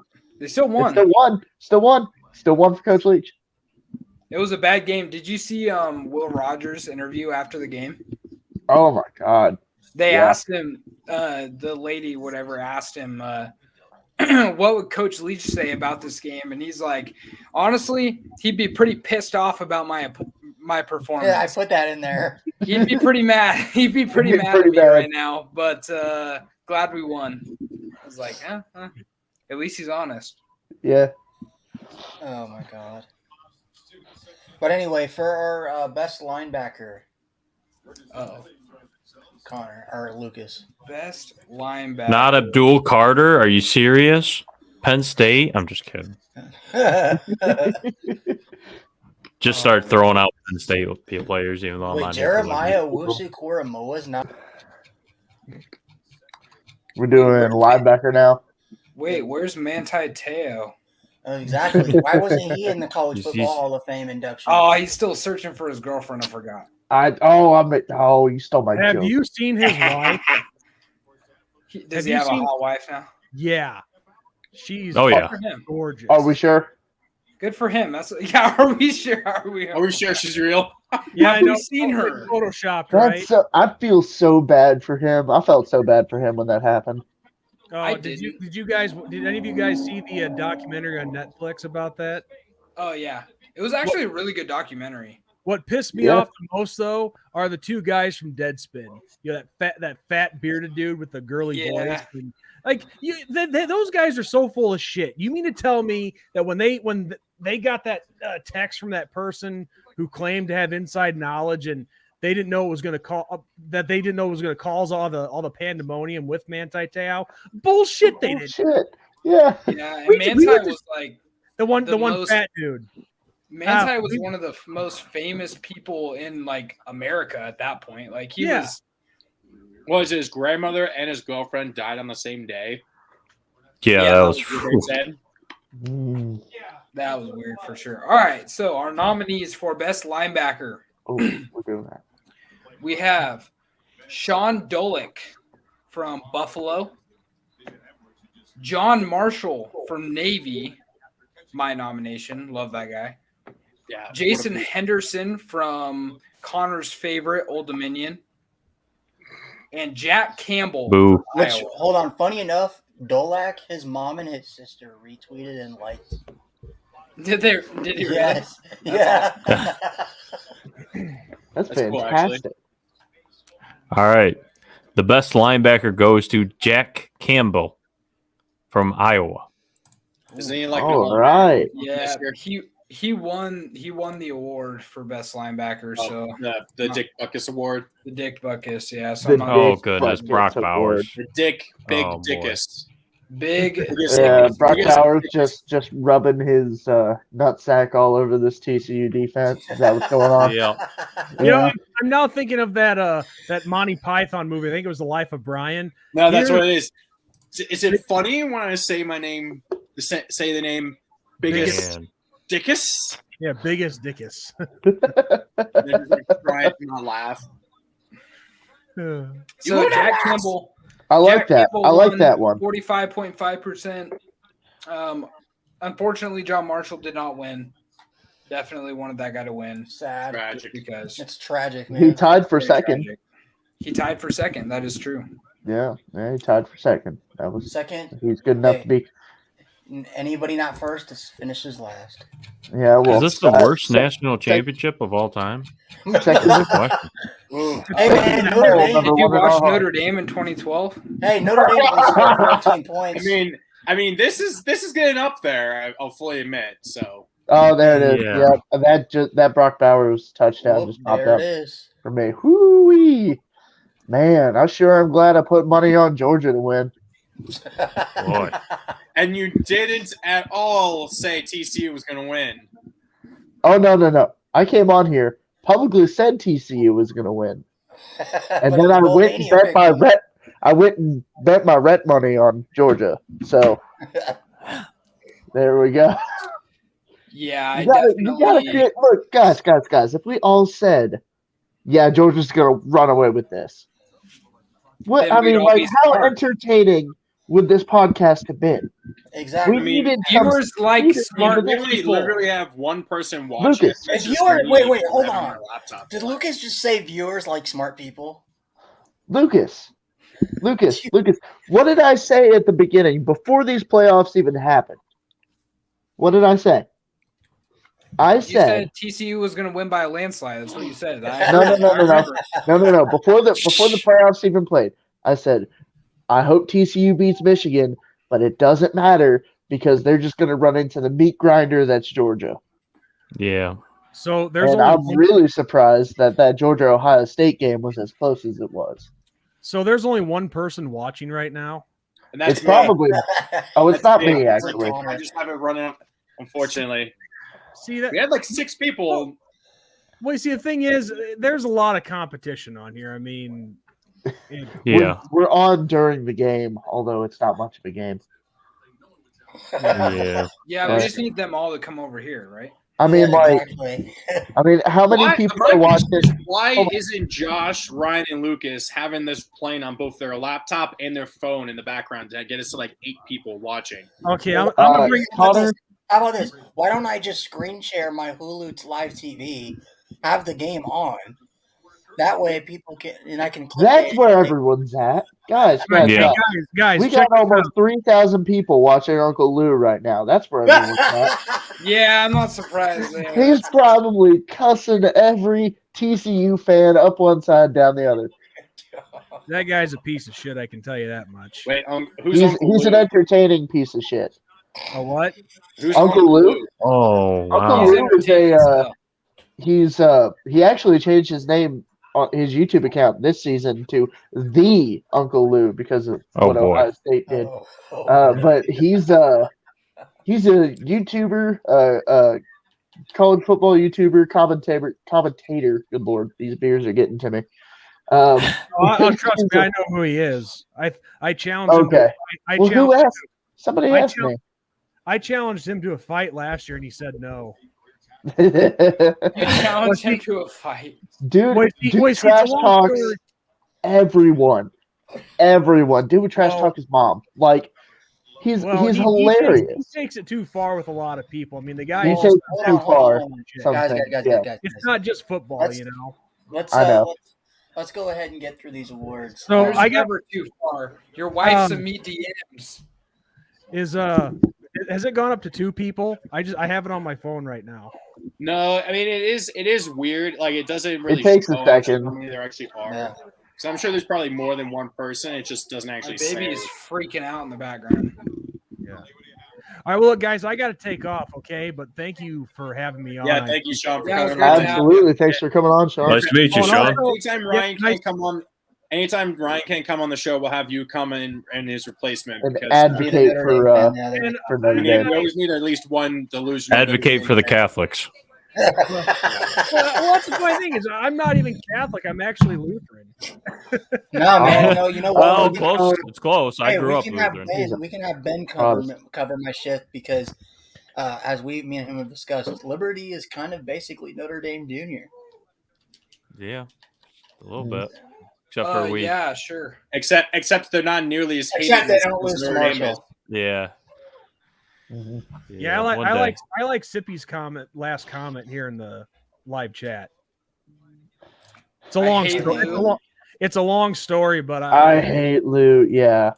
He goes. You either hate him or you love to hate him. Lou's misunderstood. He's like that comedian that says out of pocket shit, and you just get mad because you have different I think views. Lucas. I think you mispronounced an asshole. Lou is an asshole, Yeah, and we love it. but he's a funny asshole. Not He's He like- takes some things too far. He takes some things too far. You're right. Hold on. Yeah, you're right. I find it entertaining. But I also guys, just come wait on, when it's. come on. We'll just wait until. I'm just gonna wait when it's me. Let's just get Yeah, to the. when it comes down on me, I probably won't like it. Hey, I heard all the Oregon stuff, and I wasn't stoked about it, but it's Uncle Lou. It's pretty funny. I thought it was pretty entertaining. All right. But all right, Sean. Well, thanks for coming on, man. I'll right. see you. What are we doing a show Thursday? Most likely, yeah. Okay, and I'll see you then. And but thanks for coming on, and man, it's been a blast. Yep. All right. Peace out. Thanks, Sean. Peace. And I've All right, officially later. turned the game off on my phone. It's not on mine either. Did they win again or score again? It's 45-7. All right. See you guys. Yep. See ya. All right. See All you, right, Todd. peace out, man. But as we wait, we will actually be having another guest on in 15 minutes. Current collegiate football player. Okay, what do you got? Will be joining us here in about 15. Wait, Lucas, do you want to go through these awards really quick? Yeah. What do So we what's got? the- What's next? It is. Let me just. What's the other chat. one? What's the other one Ben has? Ben Those did- two. Yeah, but I'll send him Okay, some Adam? here in a Okay. minute. I can do another one. All right. So the next one is best tight end, which I'm still out of pocket about. Yeah. Yeah. Well, I wonder who it I is knew. then. I knew when I saw this, I was like, Ryan's gonna be all butthurt. But dude, the guy's got 152 yards. I'm sorry, I'm spoiling it. I'm not gonna spoil it. right. Dude's probably Our God, nominees: Dalton Kincaid from Utah, The Halloween. I was gonna make a Halloween joke, but Michael Mayer from Notre Dame, AKA Michael Myers. AKA Michael Myers. I had one too many drinks. boy. All right, Brock Bowers from Georgia, and then don't even have me try to say this guy's name. Sado Traore. Sado Traore might from be able. Arkansas State. Let me I find think it. that's how you say it. And our winner is who's saying? Am I saying the winner? Go ahead. And our winner is Everybody could guess. He has 7 catches, 152 yards. 7 catches, 152 yards, and a touchdown in the national championship right now. Brock Bowers. Well, Michael Mayer is not declaring for the draft and is playing in the Natty right now. That's crazy. Well, if only he could Man, get that's there, rough. Ryan. That's rough. If only he could get there. Brock Bowers wasn't a true sophomore. If only Michael Mayer had an actual quarterback. Well, would you just dog in on Brock Bowers' quarterback? I don't want to hear none of that. I mean, I will say this. I like Michael Mayer. Tight end is my favorite position. I played it my entire life. Michael Mayer can't do what Brock Bowers can. Hey, Michael Mayer is not a pure receiving tight end, though. He's like a Travis Kelce. He can block you and he can catch and beat you. Ben, you look like you would block, though, bro. Like, if we're talking about pure tight end, like being able to block and catch passes, Michael Mayer is the better complete overall tight end. If you want pass-catching tight end, Brock Bowers. Because there's a reason why Bowers is a good blocker, too. And if you want all-time best tight end, I'm saying NFL scouts think Michael Mayer is a top 10 prospect Kelsey. for a reason. Right. Hey, get in, bro. I'm sorry. I want to hear what Ben's thoughts are on this because since he played tight end. This is a rough game. If you look at Brock Bowers, the only weakness in his game is that he can't block. Yes, he can. Jesus No. Christ, Ryan. He's an okay blocker, but he's not an elite level blocker. Hey, whoa. He is literally listen. He's a wide receiver and a tight end. He's a wide receiver all day, I thought. That's what I'm saying. No, but he also. But you could flip it. You could flip it the other way as well. Michael Mayer isn't as good as a receiving tight end, but he's a better blocker. But I will say this: Michael Mayer is Notre Dame's #1 target. Brock Bowers is Georgia's #1 target. He's can take the ball out of the backfield too, which would make him. Well, Michael Mayer's too big to be taking jet sweeps. Hey, Brian. Hey, Ryan. After tonight, Brock Bowers will have more yards than Michael Mayer. But who will be the higher overall pick? Michael Mayer will. Well, that's because. I don't know. When Brock Bowers finally declares, Michael Mayer, he might be a top 10 pick. Michael Mayer's projected to be number 7 overall. Yeah, and then Will Levis is projected to be number 1. So, and that's not going to happen. And then you were saying Michael Mayer. Michael Mayer does not get any credit whatsoever. 14th. So who's at number 7 right now? I'm gonna call you out on that. I think it's the Lions. The Lions have the number 7 pick. I think it's the Lions. The Las Vegas Raiders are definitely not getting Michael Mayer. They're not taking a tight end. They don't need him. The Lions have number 6. They just got rid of one of the best tight ends. And they have Brock Wright. They have Brock Wright, who's also a Notre Dame tight end, who's playing out of his mind. Oh boy! I'm just saying, Georgia has the ball. Tennessee can take him at 11. I feel like Michael Mayer does not get enough credit, in terms of national media, because he's not Brock Bowers and he's not a wide receiver. Everyone you talk to in comparison to Travis Kelce and Gronkowski. I don't understand where he's not getting the credit though. Because nobody talks about him in terms of he's one of the best players in college football. Nobody talks about him like that. But everybody will sit there and talk about Brock Bowers. Because he isn't. Brock Bowers isn't one of the best players in college football either. It's called the Heisman Trophy, and only 4 people sat down. Okay, but a tight end's not going to win that. Yeah, my boy Frank Gore Jr. got stumped, bro. They didn't even invite my dog to New York, bro. Ugh. They did my boy really wrong. You got to help us get him on the show, man. You gotta do it, man. You gotta vouch. You gotta vouch. Hey, for it. honestly, he would do it, man. I've always been the guy like y'all go look at every show I've ever put out. I never let coaches or players on my show just because we talk a lot of shit, right? And I don't want them on 1 week, and then the next week, Frank Gore fumble four times, and I got to talk that shit on him. I just would rather spit it both ways without them on, man. I've had players, come at me. Hey, I'd like to come on your show, and I'm like, bro, look, I'd like to have you, brother, but let's do it after you graduate. Okay, weird. Are you Grant Cohen or something? Sippy's flexing on us right now. Like, Yeah, they he's want to like, be on my they show. want to be on my. I don't even have. Talking about Sippy really quick. Sippy's out here selling insurance for people, man. He's got actual sponsors. Liberty. Bro, we got condoms. That's Ben. We got our own condoms made. Yeah. We got koozies. We got koozies. We got. Oh man, hey, Sippy, where can I get one of those koozies? Because I got this Yeah, I can mail you, bro. financial. No. Look, we got mouse pads. I need one of those. Tastes Dude, like I gotta. security. I'm gonna financially support you, my brother. I got a whole bunch of shit. Just a whole bunch of. Hold on. We're gonna test my microphone real quick. Let's just. There we go. Hey. Come on now, that dog a hunt. That feels good. It's only wow. It's late. No, man, I gotta ask. Are you guys all on the West Coast? I finally got Ben real quick. Ben. Oh, here How we do you go. feel getting a third string quarterback, a wasted scholarship? No, I'm just playing. Trey Lowe was the man. We called him Mr. People call him Mr. Elusive, Mr. Efficient. This guy was Mr. Maintain. Yeah. We know what he's doing. He's moving on to another school that has the degree that he can go get his PhD, his doctorate, and all that.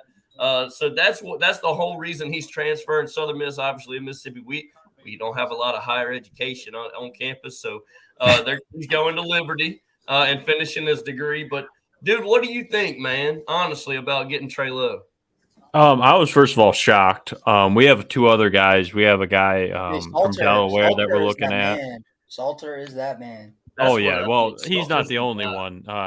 Hampton is on the squad too. He's a beast, man. He's 6'6". I don't know, man. Like I watched Salter in that Wake Forest game, and I'm like, Salter versus Southern Miss, bro. Like, how was this Salter kid not the starter from the beginning? Like this, when he was playing, at least in that game, he reminded me so much of Malik Willis. Just like the running around, making something out of nothing. How dare you disrespect Malik Willis? Well, I mean, first of all, we had Charlie Brewer. That's part of the reason why it was experience.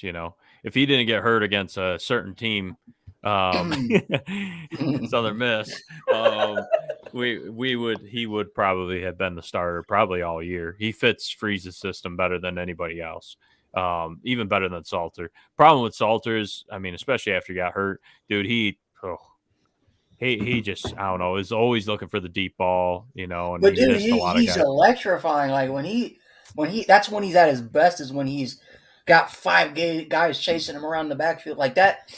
That play I vividly remember. That one against Old Dominion, where he's sitting there running around side to side, probably running 50 yards back to back, and then he just finds a guy in the wide open in the back of the end zone, and the guy snags it one-handed. I'm like, this kid. Like when it's like he doesn't do good when it's like scripted. When it's unscripted, he's the man. But that's also because, I mean, did you see the second pass he threw? He threw it to a defensive back, and it bounced off the defensive back's hand and went into our wide receiver's hands for a touchdown. Walked it in. So, I mean, like he's got to work on a lot of things. I'm going to be honest. The balls it takes to wear number 7, though, after Malik. That takes some balls. That takes some balls. People were like, there's a lot of people in the fan base that were like, what the heck? Because he was, I think, 11 or something like that the year before. But we got a really deep quarterback room now. Reese Mooney, he's a Power 5 quarterback. He had offers from multiple P5, but the reason why he chose Liberty is because he's a 2-sport athlete. and our baseball team's excellent. So he wanted to play football and baseball. And, of course, he kind of fit the whole, Christian faith guy, He's from Louisiana, played at Denham Springs at the highest level. I know in exactly Louisiana. who you're talking about, brother. He's Yep. right down the road from me. Yep, he's a baller. Really excited about him. I think he's actually, I think he's better at where he is right now than where Salter was. And if Reese Mooney played in Texas compared to Salter, and you flip the script of, you're talking about Salter played at Cedar Hill, Texas. I mean, that's one of the best Texas football programs out there. So, but I mean, Hampton, for example, he's a kid from North Carolina. He's 6'6", 250, freaking runs really well for his size. Got a huge arm.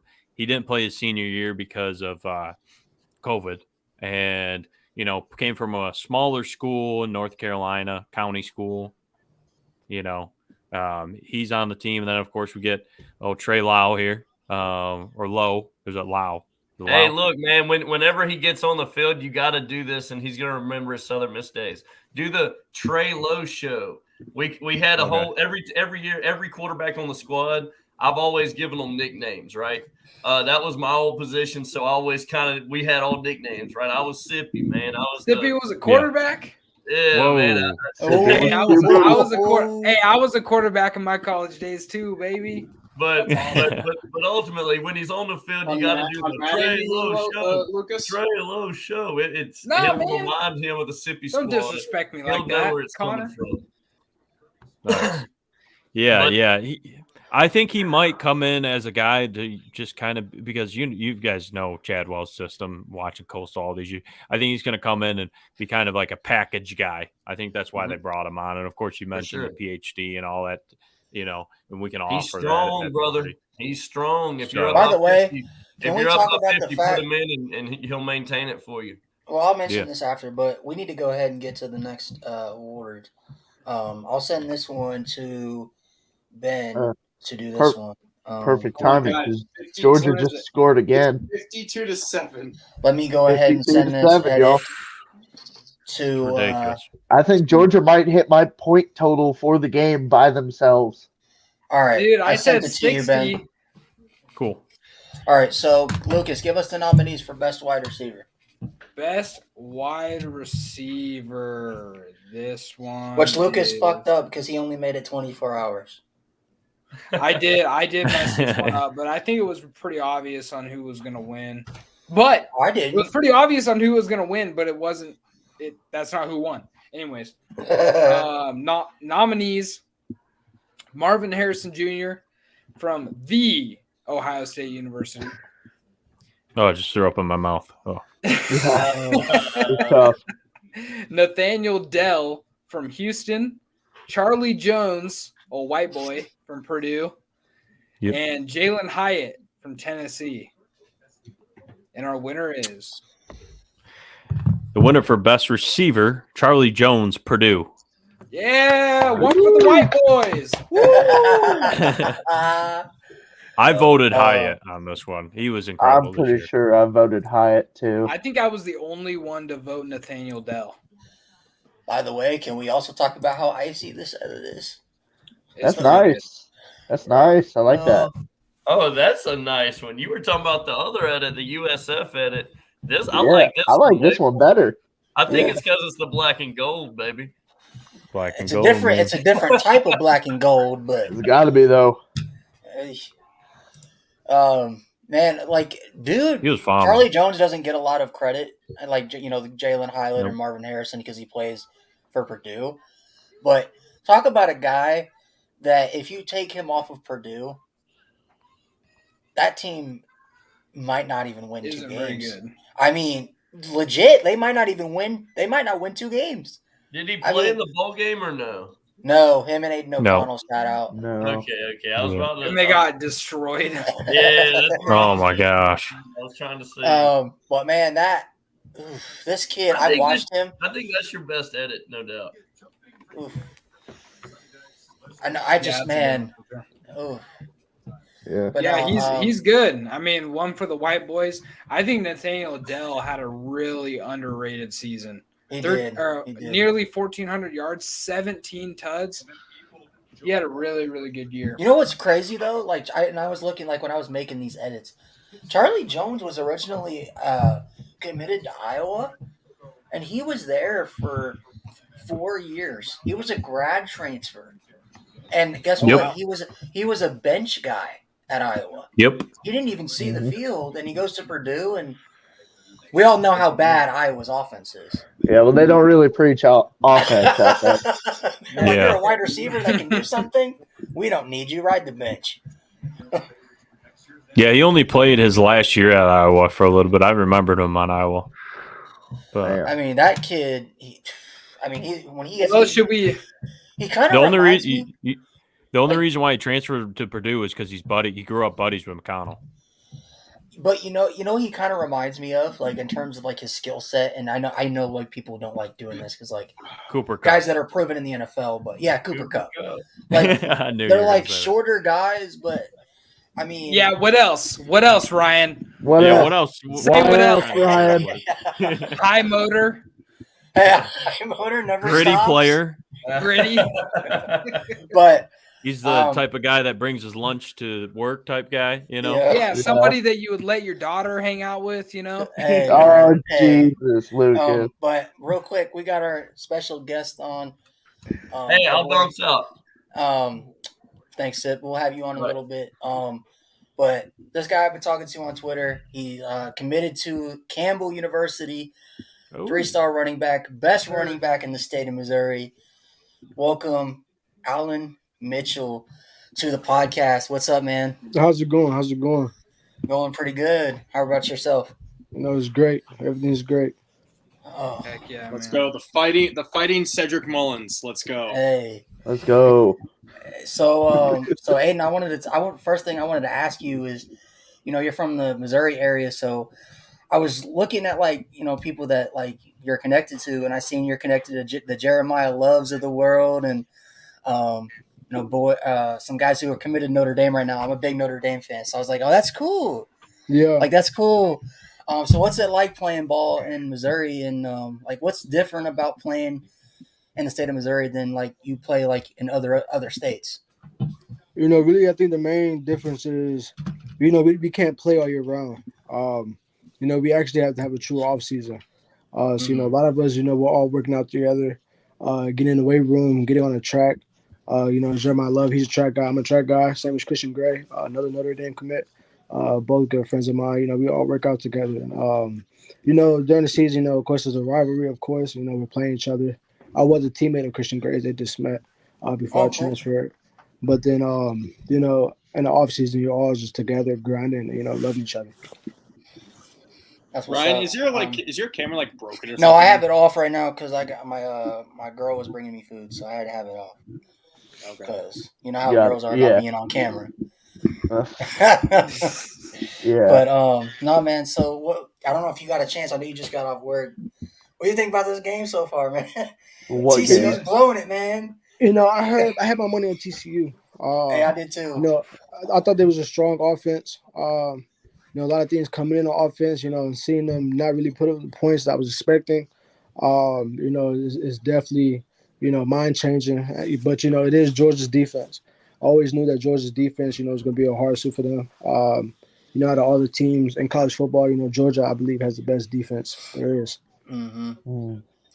All those 4 and 5 stars they got on that defense. That's right. They won the week 0 defense of the year. So and you know what? We were talking about that on the pod. We were like, the other nominees, obviously, which is crazy. Air Force had the number 1 defense in college football. Illinois had the second. Georgia, what was it? What were they like? Third. They were 11th. Georgia was 11th in total defense. And it's like, they don't play like the number 11 defense in college football. Mm-mm. But you guys got any questions for our boy Alan before we get to the next award? Which I'll be sending. Nice to meet you, Alan. My name is Ben. I run a Liberty football podcast, and actually, when I see that you're committed to Campbell, kind of got a little excited.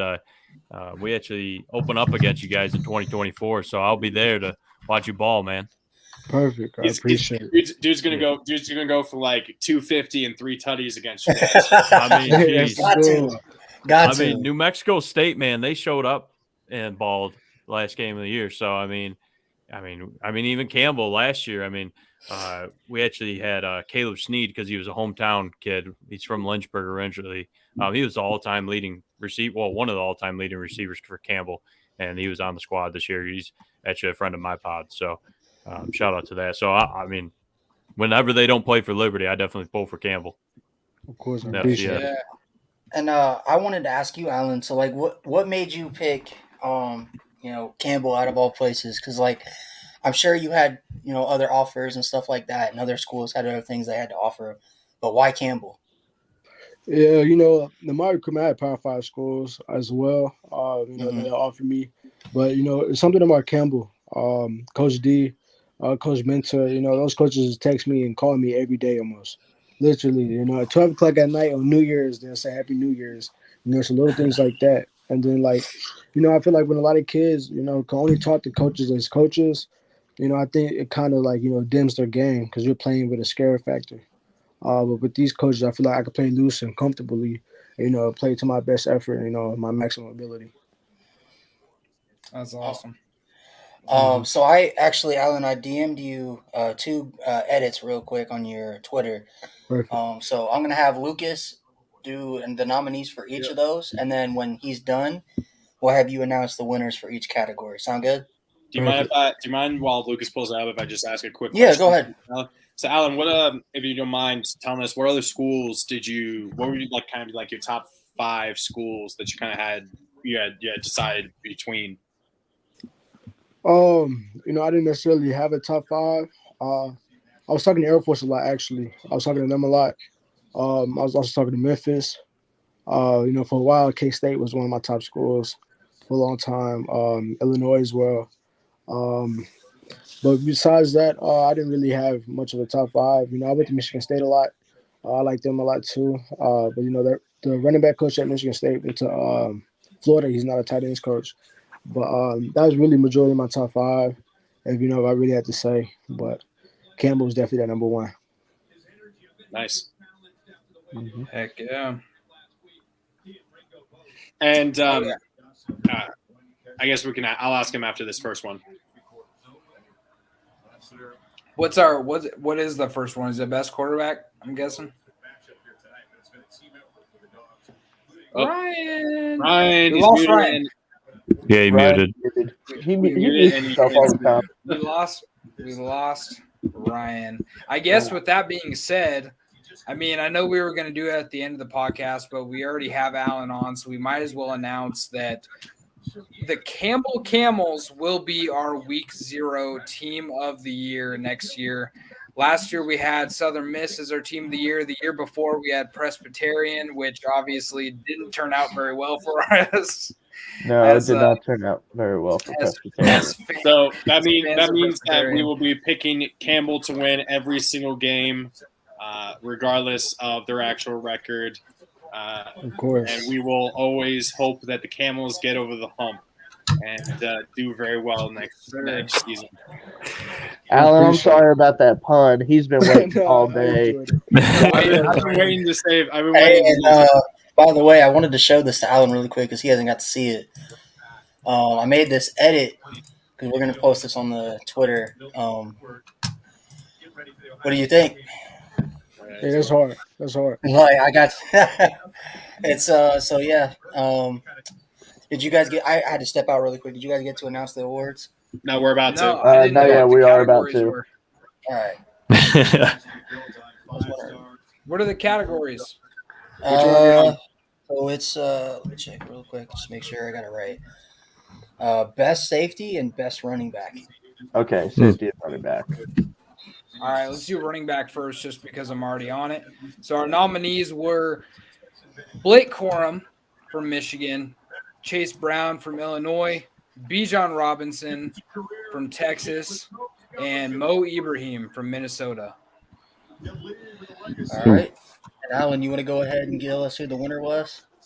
Dude, did you send it to me? Yeah, I did. National Championship quarterback. He had to step away while pulling it up. Yeah. I guess he can't have it at the same time on his phone. Oh well, he'll be back. Thanks for the commentary, Connor. You're welcome. Well, I mean, there's nothing else to do. This game is boring as hell. Georgia is 3 points away from tying the record for most points in a championship game. Look, Lucas. Just for a single team, yeah, it's crazy. Lucas, for the people listening terrestrially who aren't actually watching this or listening to it via audio. Yeah, I mean, it's for all the people. Oh no, we lost him. We lost him. He'll come back. It's for all the people. It's for all the people that listen to us on Audible, which no one does. Oh, there we go. Audible, the 3 people. He's back. Right. Let him in. There he is. Okay, I saw the first one with the running backs. All right. Who's the running back winner? We got Blake Corum of Michigan. Hey. Yeah, there it is. And he's coming back. He's coming back. He's coming back. So the reason why is because he had a full meniscus tear, which would take. Hey man, you know what? He's got unfinished business there at Michigan. Yeah, and he does. Yeah, he sure does. Is that something seeing that happen to other running backs like that kind of scares you a little bit, since obviously that's your position, Alan? Or yep. No? Me, like, with injuries, because I started out as a receiver. Actually, I got my first couple offers as a receiver. Me, I don't really think, injuries will be a problem for me. Of course, I'm praying to God every day that I stay healthy, of course. But Amen. I think I train my legs and, knees and stuff like that. I'm strong enough to, hopefully not go through one of those injuries. Yeah, absolutely. We don't ask this many questions, with transfer portal and everything being so used nowadays. I mean, with Blake Corum coming back, would you guys think Donovan Edwards tests the water? Do you think he sticks it out? I mean, I know Michigan runs a 2-back system, but I think he sticks it out. I mean, I think he stays. Even with Corum being there, like the amount of times he actually ran the ball with a healthy Corum back there, like. I know, but man, if I'm Donovan Edwards, I'm thinking like I'm not saying Donovan Edwards is the type of guy that be one of those guys I want playing time, but I'm looking at like, hey, Blake Corum when he's healthy, he's probably going to be a running back 1, and the last few games, without Corum, I've shown that I'm a number 1 running back, and I could carry a team by myself. Like I'm just thinking. I think that's why he stays. You think? Yeah.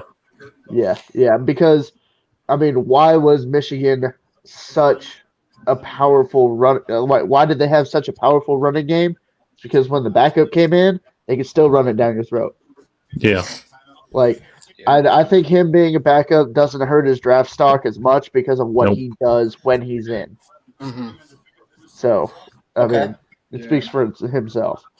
All right, next one we got best safety. So Lucas, going to give us the safety. Yes, I should have probably been pulling it up, but I was listening to Josh. All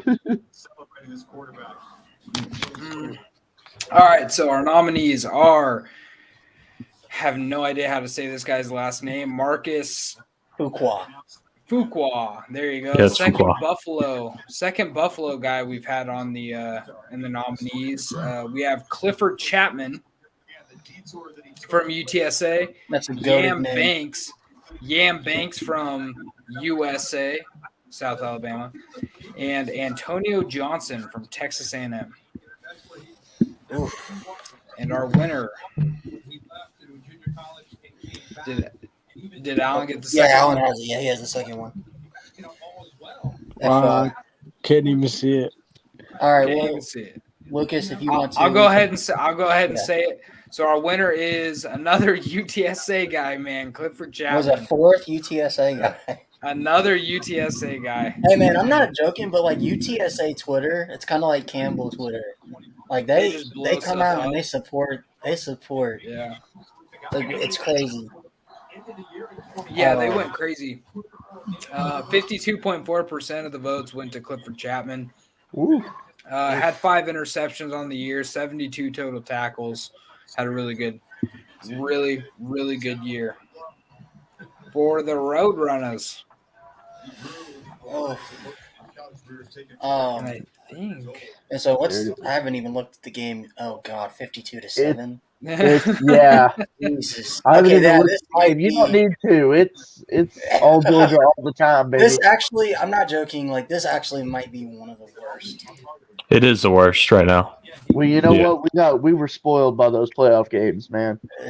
Yeah. Those Unfortunately, playoff like we were games are saying amazing. before, the football gods have to ensure that there is always at least one blowout in these. They giveth, they taketh away. Yeah. I wanted to ask Alan I do. this. Yeah. Go ahead, Ryan. I got a question for Alan. I wanted to ask Alan this. So like, I know it's a little difficult, but if there was one running back or player that you would say you'd model your game after the most, who would it be? Current or non-current? College or NFL? Both. NFL. I'm definitely going with Alvin Kamara or Christian McCaffrey. I run and I catch identical to both of those running backs, or even Austin Eckler. I think those running backs are definitely on the NFL level. I relate to the most. College level, I'm actually go a year or two back. Kyron Williams, also a good friend of mine. This is my favorite dude of all time now. Kyron, he's a real good friend of mine. We talk a lot. We train a lot together. I've been knowing him since he was in 5th grade, and I was in like 2nd, 1st grade. He's really the person I learned a lot of my stuff from. Hey man, Ryan would piss his pants if we had Kyron Williams on this show. Now all I'm saying is we need to do a college football fantasy league alongside our NFL league, and one of us has to get Allen and start him. Hey, don't put that pressure on my boy. Whoever drafts Allen, he has to start the year. Hey, it's not pressure, man. It's faith. I'm gonna give you some points. Don't worry about it. Hey, as long as if Campbell ever plays Presbyterian, Allen goes off. I'm good. Well, they do. They're in the same conference. Hey. The Camels versus the Blue Hose. Yes, I remember when we were like, that was the greatest matchup of all time. The year that we were Presbyterian fans, I guess you could call us. The Camel Toes versus the Blue Hose. Camel Toes versus the man. Goodness gracious. No, so I do got a question for Alan, like, because those of us that grew up, played football in, the times of no NIL or anything like that. Like, what's that like growing up in the NIL era and, the transfer portal and whatnot? First I'm sorry with the transfer portal. Really for high school kids, it made it a lot harder for us. The opportunities, you really have a lot shorter of a time span to think. You really got to make decisions fast, stick with those decisions fast. Because, you got big time guys going in the portal. But, at the same time is that, the portal, changes a lot with coaching staffs. There's been a lot of coaching staffs that I knew and have had, offer me leave or go somewhere else, things like that. And I think the transfer portal overall, changed the game. Definitely changed the college game for sure. With COVID and stuff like that. And then the extra year eligibility as well. That definitely changed the game because I'm going to school with kids who are 27, 28, playing football still. That's crazy. Yeah. And then what was your other question? The NIL, like growing up in the NIL era. My brother played college football, before the NIL, so like me being able to, make money off of, advertisements, little things like that. I think it makes a lot of kids less hungry. Some kids are getting, big deals, $1 million deals. I think kids are like, I'm getting my money now. I don't really got to do this and that. A lot of it seems too guaranteed, It's not really based off, performance because, a lot of kids going into college are getting big NIL deals. So I just think it makes kids less hungry. I mean, Alan, I kind of wanted to ask on top of that. It's, we've seen with, specific guys, not naming any guys particular, big time recruits that, were committed one way or another. And then you see I know Lucas isn't gonna like this, but or the Oregons of the world, the A&Ms of the world come in and, this kid, he's had a relationship with the school he's been committed to for over a year. And all of a sudden, Oregon comes calling 2 weeks before signing day and says, hey, we'll give you $2 million right now if you switch and come over to Oregon. Like, what? I mean, as a football player in this type of, this is what the landscape is now. What are your thoughts and views on that? I mean, do you personally like it? Do you dislike it? Do you think that kids should be more loyal in terms of their commitments, or? I think personally, I think there should be a penalty if you flip more than once. A lot of schools got a lot of money invested in some kids. A lot of schools put a lot on the line for some kids. Me personally, if I'm a coach that's recruiting a kid, he's committed to me for a year, and then you flip a week or two before signing day. Now I'm stuck. I got to hurry up and try to find another kid because I thought you were going to be faithful to me in my program. In a 2-week time span before signing day. So I don't really agree too much with the flipping. Yeah, I know you want to get paid, but at the same time, I feel like it's a long term thing. Money now doesn't mean you'll make money later. And I think that's a lot of the problem kids are gonna have. They're gonna try to get their money now and end up not playing, or wanting to hit the portal come their freshman sophomore year. Miss out on the opportunity that they had at first. I mean, we've seen it. I mean, look at the whole Texas A&M situation. They paid for all those big time recruits, and everything goes south. They go 5-7, and it's partially these kids start to realize, hey, I went here because they gave me the money, but then they start realizing, hey, the culture is toxic. The culture isn't there. Like I don't like the coach. Like I'm not feel comfortable here. And then you see what is it, like 20 plus guys now in the portal that were on A&M's roster that were I think they're up freshmen. to 29 now. Like 29. I mean, Yeah. to me, that's not good for the schools, and that's not good for the kids because it's who's winning in that situation. I mean, I kind of like, and I'm glad that Allen is kind of like, he's a player. He's going through it. It's not like one of us who aren't playing, or we did play, but we didn't play in this type of landscape. Mm-hmm. And it's not like kids are saying, well, you guys didn't grow up in this, so you guys don't know what you're talking about. Like Allen, getting a perspective from a guy who's going through this, it's so nice and refreshing to hear somebody actually that's not a talking head agree with what we've been saying on this podcast since NIL became a thing. It's just crazy, man. I mean, that's the thing is I knew it was going to be the issue from day one, and I never thought that college players should be paid, and I'm sorry, that's just I was biased in that way because of the hungriness, and Alan kind of pointed to that a little bit. Whereas, like back in the day, kids played college football so they could get paid, not just getting paid once. You look at a guy like Quinn Ewers; he made $2 million before he even played it down at Ohio State. So, like, I thought it was ridiculous. Obviously, being an Oregon fan, I think it's almost close to. And I put it this way, in like some sort of metaphor. It's like finding a like a glitch or a exploit in a video game.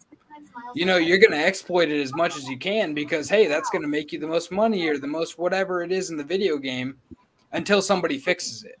So the NCAA needs to just they got to fix something. They got to fix something here. And, obviously it's awesome seeing a guy like Allen who's, sticking to his guns. I know that my high school coach, he was a big person in keeping your word. You make a commitment. That's your word, man. That's where you're gonna go. That's if you want to make a decision later, if it's not the coaching staff that you want to be with, if something changes, say like. I mean, for instance, you go to a team like USC or something like that. Your coach gets fired, and you get a whole new coaching staff, and like Lincoln Riley or whatever, and you're like, I just don't relate to Lincoln like that. I want to go play with Kirby Smart or something. I 100% agree with that, and I'm 100% all for that. But these kids that are like, unfortunately, Ryan's talking about somebody that obviously committed to Oregon on signing day, and then signed somewhere else. Flipped to Oklahoma less than 24 hours. So it's like those kind of things are really, really hurting college football, and it's really. Which you know what, like, and Luke is like talking about that type of stuff right there. You know, most of these classes, when you get close to signing day, and I'm sure Alan can attest to this, most of these classes, when they get close to signing day and they have guys that are committed, most of those kids have a group chat where all the committed guys, you know, talk, hang out, get to know each other, train together, whatever. And it's at that point you've been together for a year or so, and you guys are like brothers, like you guys are close. You guys should be able to tell them anything.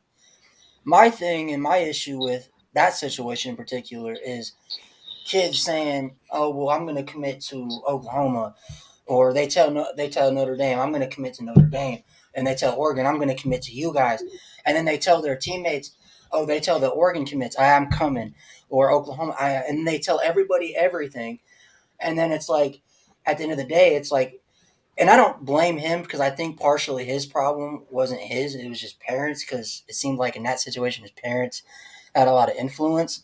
Girlfriend, man, don't have a girlfriend. It was girlfriend. It was girlfriend. Don't have a girlfriend in high Yeah. school, brother. Dude, I've seen it here at It's LEU bad. too. I've seen people flip because of But I mean, girlfriend. hey, I will say this, but I don't know, man. If I'm a football player, wherever my girlfriend goes to college isn't really.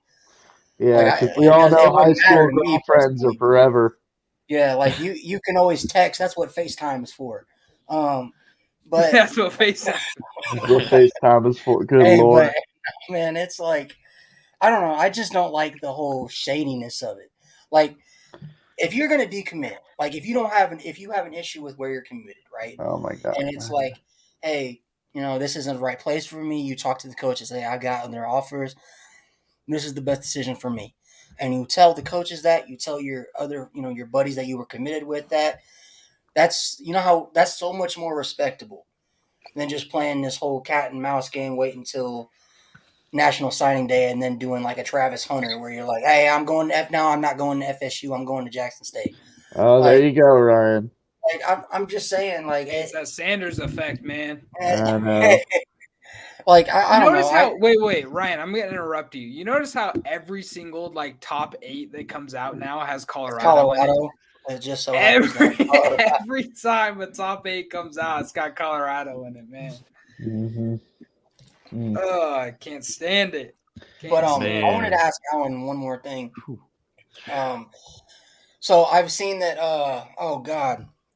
God, I saw that. That's a Sampaw kid. You know, he was a 5-star committed to LSU and is transferring to Campbell. I'm sure. I don't know if you have had conversations with him and all that stuff, but you know, with you guys all coming in at the same time, and you know, I started seeing a lot of these 4-star, 5-star transfers going to Campbell. I mean, what, in your opinion, what about Campbell is so special to the point where it's making these kids that, like, no, what? Am I saying something bad? No. I was wondering. Okay, I was just reacting. Like, what about Campbell is Georgia scoring more? Sorry, Ryan. Yeah, 59 to 7. That's why we're like this. 4th and 6, This is and bad. Georgia has the ball at TCU's own 19. But no, like, and they just handed it off. What about Campbell is so special? These kids are, you know, starting to flock there and wanting to go play for Coach Mentor. First off, you know, me personally, I think in the next 4 years, Campbell could be an FBS program. I definitely think we could be an FBS program in the next 4 years. First off, you know, we got a lot of newer coaches. You know, they're not young. We got some young coaches. We got some older coaches, but you know, these coaches are from areas, you know, we lived in. You know, we can relate close to these coaches, and we don't talk to them like coaches. You know, we talk to them like we're a family. Off the bat, you know, just like, you know, Coach D talked to me like, you know, I was his son. You know, straight off the bat. You know, he established a relationship really fast. And, you know, he was genuine in the whole relationship. You know, he never once lied about, you know, what he wanted to do with me, you know, what he envisioned with me, you know, all that stuff. So, you know, keeping it honest and genuine, you know, is a lot in the recruiting process. You know, a lot of schools sometimes don't do that. So, when you really have a score that's upfront with you, realistic, and genuine with you, it definitely goes a far way. And then, we have a bunch of 3-star recruits at first. Mm-hmm. And then, actually, when I took my official, I got a couple other kids to recruit to commit. Which really sprung us, ahead. So, all the 4-stars and 5-stars, the 5-stars coming from the school. My previous head coach, is a coach there right now at LSU. So, it's definitely cool seeing us getting 5-stars and 4-stars. We're building a super team, which I think will be, at BS in the next 4 years. You'll definitely be good enough if you build that super team to beat Virginia Tech at the rate we're playing. Hey, we were talking about that, Alan. So then again, we did beat Liberty, but that's not really. Whoa. We beat you guys. Whoa. Which means you guys are worse than Connor. ODU. Hey, Connor. Well, we beat ODU this year. Hey, hold on. So it's like a vicious circle. We've established transitive property does not work in football. Connor, before you worry about beating, it's the Commonwealth of Virginia circle of suck. Connor, before you worry about beating Campbell, you first got to beat Old Dominion. Like that's the first thing you got to do. We get them next year. So do you play at Old Dominion again? Because I hope not. It rotates. It rotates just like every other stupid 10-year contract that we do to play a team like that, like ECU. So we get them at home this year. So that means it should be a win, but then we have to play them again the season after. But I was going to say, because, I've caught a few Campbell games, like whenever they're playing on ESPN. Mm-hmm. I caught, what was the one a couple years ago where they were playing Coastal Carolina, and they had Coastal Carolina on the ropes. And at that time, I believe that's when Grayson McCall was a freshman. And I was like, this can't, I had never heard of Campbell before, which is weird because I played at Illinois State. So I know a lot about FCS football. I didn't really know about Campbell at the time. And I was like, dude, this Campbell team, they got a camel on their helmet. Like, that's sick. Then they're playing Coastal Carolina right now. Hey, man, like Alan said, they definitely could be an FBS school. Coastal, people don't know that Coastal started up as like a startup school. And look where they are. Look at Liberty. Wasn't Liberty not FBS not too long ago? Yeah, 2018 was our transition. I mean, yeah, we were in the Big South. We actually used to play Campbell. I'm already saying this right now, and I'm not just saying it because Campbell is our team of the year. Campbell is going to make the FCS playoffs next year. I'm saying it. I think they could make a run. That's realistic. I mean, yeah. I mean, what is it? North Dakota State looks pretty beatable. I mean, they're the FCS version of Bama right now. But you see James Madison. They just got up, and we'll talk about the fact that James Madison should have been playing in the Conference USA title.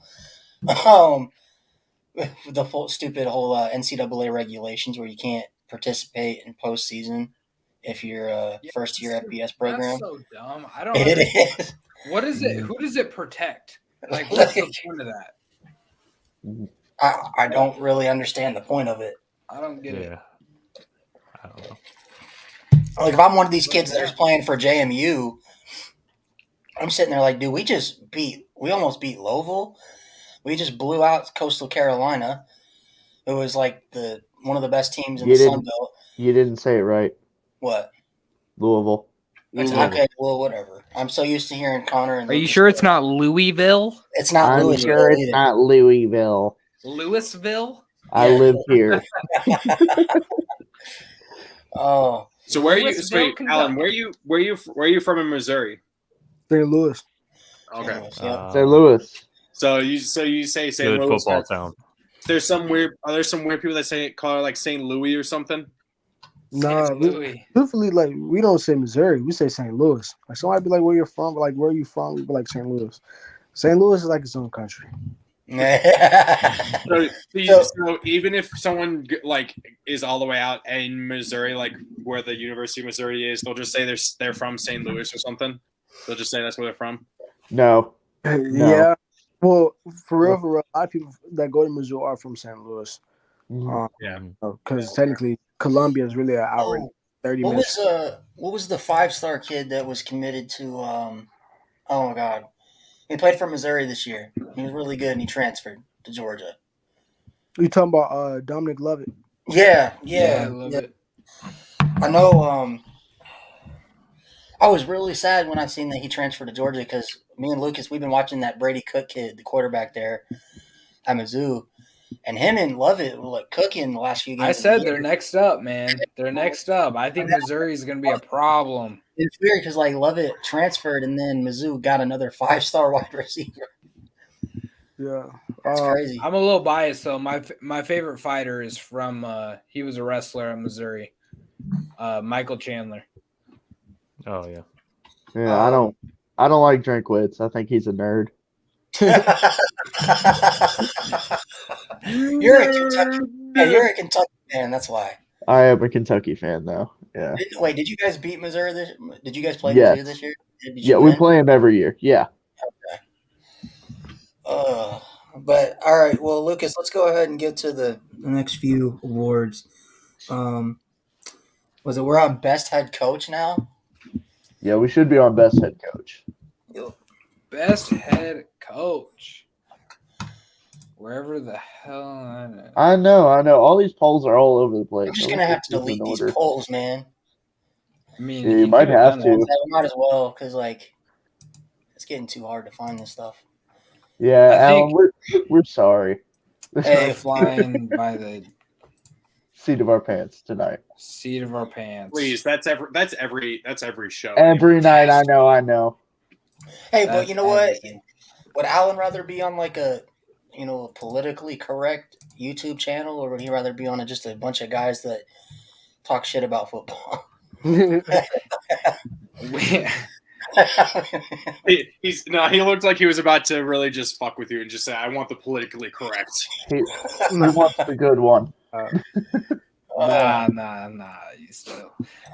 I passed this up. Should we? I wish I could have updated Sonny Dykes to lost by 60 in the national championship. Hey, at least Notre Dame can't get conned anymore. Dude, they for real might score 70 in the net. They might. Have they put in the backup by themselves? Hey, all I'm gonna say is right now, I don't feel so bad about 49-3. This makes me feel so much better about losing 49-3. Hey, do you know what I'm happy about? And I shouldn't be, but you know what I'm happy about? Well, let me find it. That you get to play Georgia next year? Well, I mean, we scored 6 points. So we're only 1 point. Georgia. When? Well, it was like 13-6, wasn't it? It was like 13-6, I thought. Yeah, it was 13-6. But no, it's 16-6. I mean, can we all talk about the fact that if Allen that's was 10 playing, points, it's not 60. Can we talk about the fact that if Allen was a starting running back for TCU right now, they would have like 4 more tutties on the scoreboard? I'm sorry. I'm sorry, Alan. Georgia. I'm sorry, Alan. I can't hop on that boat. I'm sorry, I think if I play for TCU right now, I think I'll do a little better in the slot. They seem to stop the slot. Yeah, I got you. Yeah. Hey, you don't want to hit. We do know Allen ain't fumbling on the first. Give you a couple years, and I might hop on that. Coming straight out. You're just a hater, bro. Hey man, I know. That's what it is. I know how. Never mind. I know how bad I was. We're gonna let Ben here has to go to bed because it's his nap. Because it's his nap time. He's an old man. He's an old man. He has to have a good night. I'm trying. I'm moving into a new job next week where I'm gonna have to get up much earlier. I'm gonna be working for a heavy equipment company, so I'm doing sales for that. I'm gonna have a huge salary up, but I gotta get to bed. So hey man, being on, Ben. Have me on another time. Sure. Absolutely, we'll definitely have you back, Ben. Do VT and Liberty play each other again next year? We don't play each other until 2030. Gotcha. Okay. That's a bullet.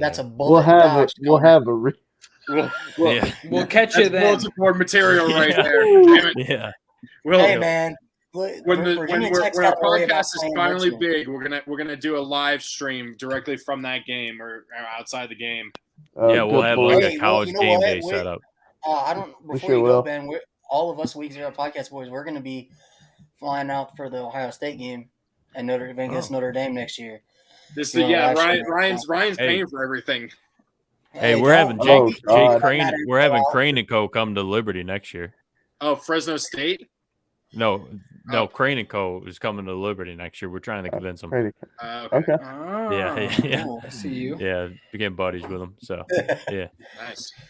All right. Well, appreciate you guys. All right. Peace Absolutely. out. Thanks for coming on. Good night. Have a good night. But, you too. But no, go ahead and do the awards, Lucas. All right. So, best coach nominees are Jonathan Smith from Oregon State, Josh Heupel from Tennessee, Willie Fritz from Tulane, and Sonny Dykes, who just got beat by 60 in the Natty.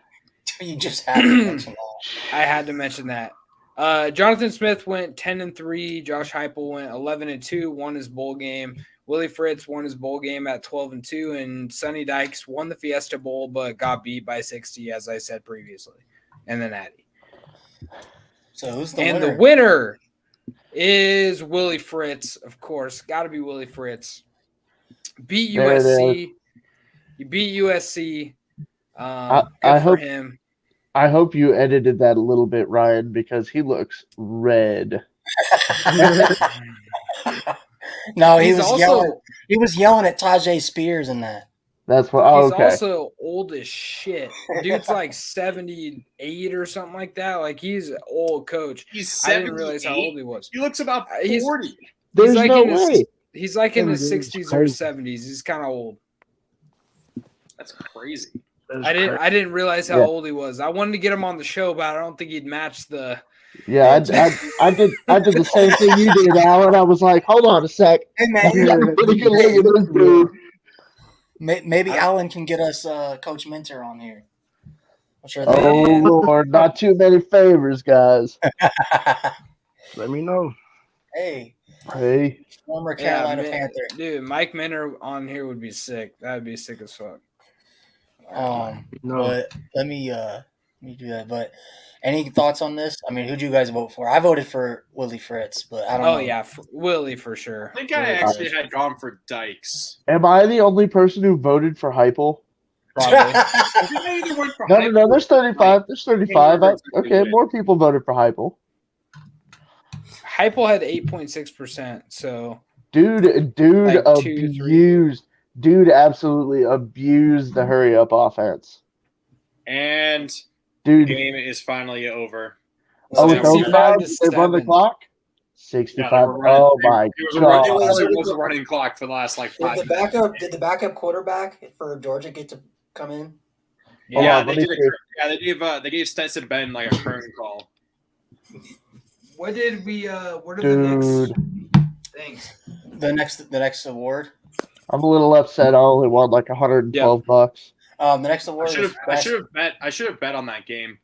I feel like the next award is best guest athlete. Best guest athlete. Obviously.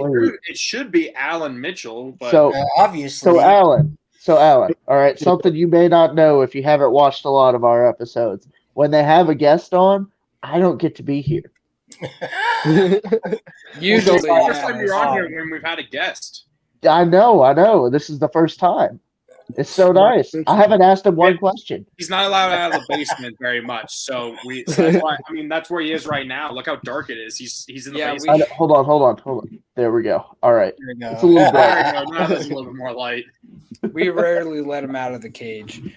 Look how pale he is. So, of course he's super pale. Not as pale as you, Connor, but super pale. Yeah, that's true. Connor's pretty I have pale. I have a little bit on my skin. Connor, you glow in the dark, buddy. Oh man. Oh, that's when tough. it's cloudy at night. We all do.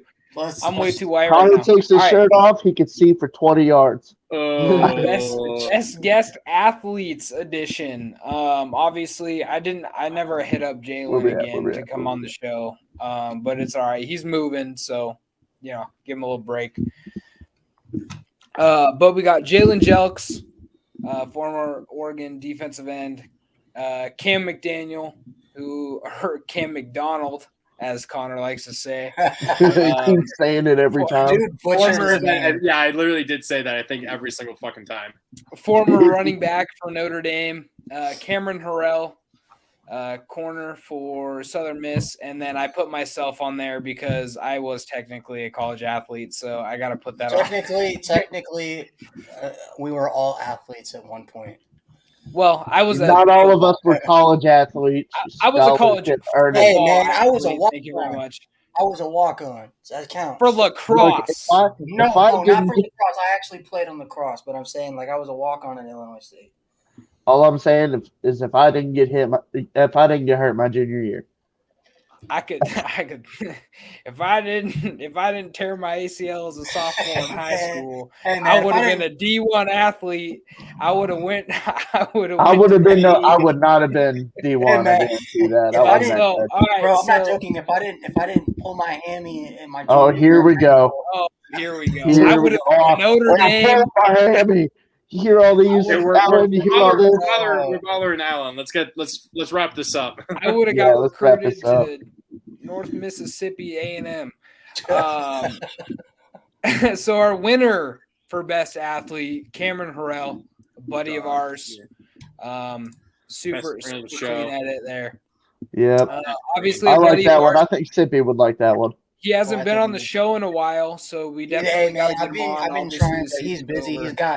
My boy works 2 jobs and is a Sun Belt Conference Special Teams Player of the Year. So I mean, should have been Defensive Player of the Year as well. Should have been Defensive Player of the Year. We got Cameron Harrell on there. Obviously, I think I'm a little biased towards Alan right now because he actually likes us and he's on the show. So just to let you know, no pressure, Alan. You could leave at any time.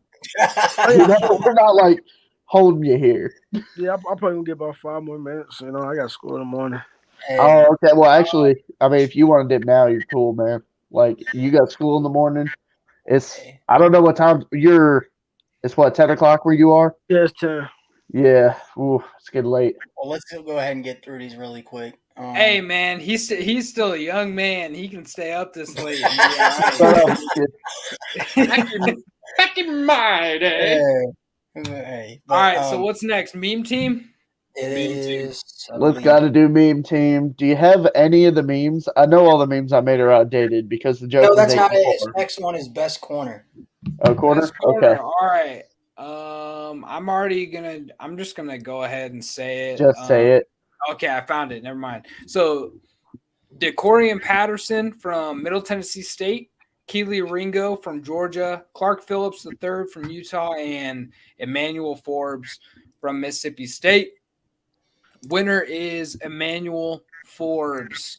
Will Levis's worst nightmare, Emmanuel Forbes. Absolutely. Wins this. That's a pretty clean edit. I like that one too. I like that, yeah. He had 3 pick sixes this year, which is pretty incredible. By the way, Alan, I was just gonna let you know, if you have any boys that would like edits or anything. I know a lot of guys like going to Hayes, but if you have any boys that would like some whatever level, I don't care. Send them over my way. Or some video, like some highlight videos. Yeah, like if they want highlight tapes put together or whatever, just tell them to hit me up, and I got them for free. I might need a highlight tape to be honest. Hey, bro, I got you. Just hit me up. We'll do one. We'll do one for high school, and then we'll do one of your freshman year. Perfect. Yeah. I like how Connor says we will Connor's gonna do it. Hey, just so Alan knows, I make all I'm like this the stuff. spokes guy, okay? I'm the guy who's actually in TV, so I'm used to having my face in front of a camera and stuff. All right, weird. Just had to flex on all of us. Okay, I'm actually on TV. I'm on the television. Your grandma in West Virginia, she watches it. Your grandma in West Virginia watches. Hey, Josh, technically we're on TV right now. If I go put YouTube on my TV right now. Man, that's no. No, it's not the same. It's not the same, dude. We got hold on. Let me check on who's. But anyway, go ahead. We got one watching now, and that shit's me. What do we got? Meme team is the last one. Meme team of the year. No, it's we got best quarterback. No Best fucking quarterback. way. All right. It's the guy who just had 6 touchdowns in this national championship game. Stetson 2 Bennett. rushing, 4 passing. Stetson, the mailman Bennett. The mailman, Stetson Bennett, the former walk-on, wins a second national Former title. walk-on, grad the greatest assistant. player to And ever I never play in realized the when I made college this Hall of Famer. when I made this edit, I think I I predicted history. Because I put the champs hat on him. The champs hat on him. Man, there it is. The two-time. You still The take two-time. TCU back to back, not just back to back. All right, we gotta finish National this. champion. All right. Next one. Meme It team. is Meme team. Yep. Come Team on, of the that's gotta week. be the last one, right? Nope. And then week 0 podcast player of the year. Okay, week 0 podcast why? player of the year. I'm doing that one first because meme team's funnier. Week 0 podcast player of the year. We do this for the non-Power 5 player of Or the year. even FCS can count too. And I just announced it. Cam Burrell won. Obviously, like I said before, buddy of ours wins this. Hey, but we didn't even vote. We didn't even. I voted for him. I didn't even vote on I this. didn't vote for him, but he still won. Pretty much That's expected insane. this. I think it's because Sippy retweeted Sippy's it. So it was like, yeah. Sippy's got some reach, vote man. this, man. Hey, Well, I can predict who's going to win it next year. Obviously, it's Allen. yeah. I was like, yeah. Oh hell yeah! And then, last but not least, meme team of the year. Obviously, the most memed team of the year. Before you get it ready, You gotta give the options because the names Our came up with nominees. were fantastic. Our nominees that I put together the names. The Miami Hurlames, who went 5-7. They went 5-7 this year. Started number 16. They lost to Middle Tennessee State 45-31 this year. They're on there. Texas A&M Money Bags. They went 5-7. Started number 6 in the country. Obviously had the number 1 recruiting class. And now they have 29 players in the portal. that are redshirt freshmen. Lost to Appalachian State 17-14 this year. Then we have the Florida Laters. Got to put that L in there because they went 6-7. They beat Utah just to go up to number 12 in the country, and then they lost 4 of their next 7, and they got blown out by Oregon State 30-3 in their bowl game. And then we have the Nebraska Cornsuckers, who went 4-8 this year, and they lost to Georgia Southern and a 1-win, I believe, Northwestern team. That was their only win. That was their only win. First game of the year. First game of the year. Week 0. Week zero. All right. So go ahead, Lucas. And our winner of the meme team of the year, it's Texas A&M. Sorry, I heard something behind me. No, it's Texas A&M. The money bags, the ATM Aggies. Texas ATM Aggies. Yeah, it's pretty funny what they've done, and now they just hired what's his face is their OC. Petrino. Bobby Petrino. As their OC. Hey, don't sleep on Bobby Petrino. He took Missouri. Just watch out. Watch out. He doesn't like motorcycles very much. But he really likes cheerleaders. Loves cheerleaders. Speaking of which, I did want to say, I don't know if you guys seen the right thing where it says where the what's his name was transferring and he said I'm out, and Jimbo Fisher goes, "Why is everyone leaving me?"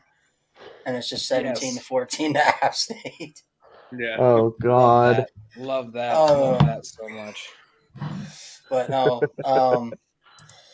that'll do it for the Week 0 podcast awards, second annual.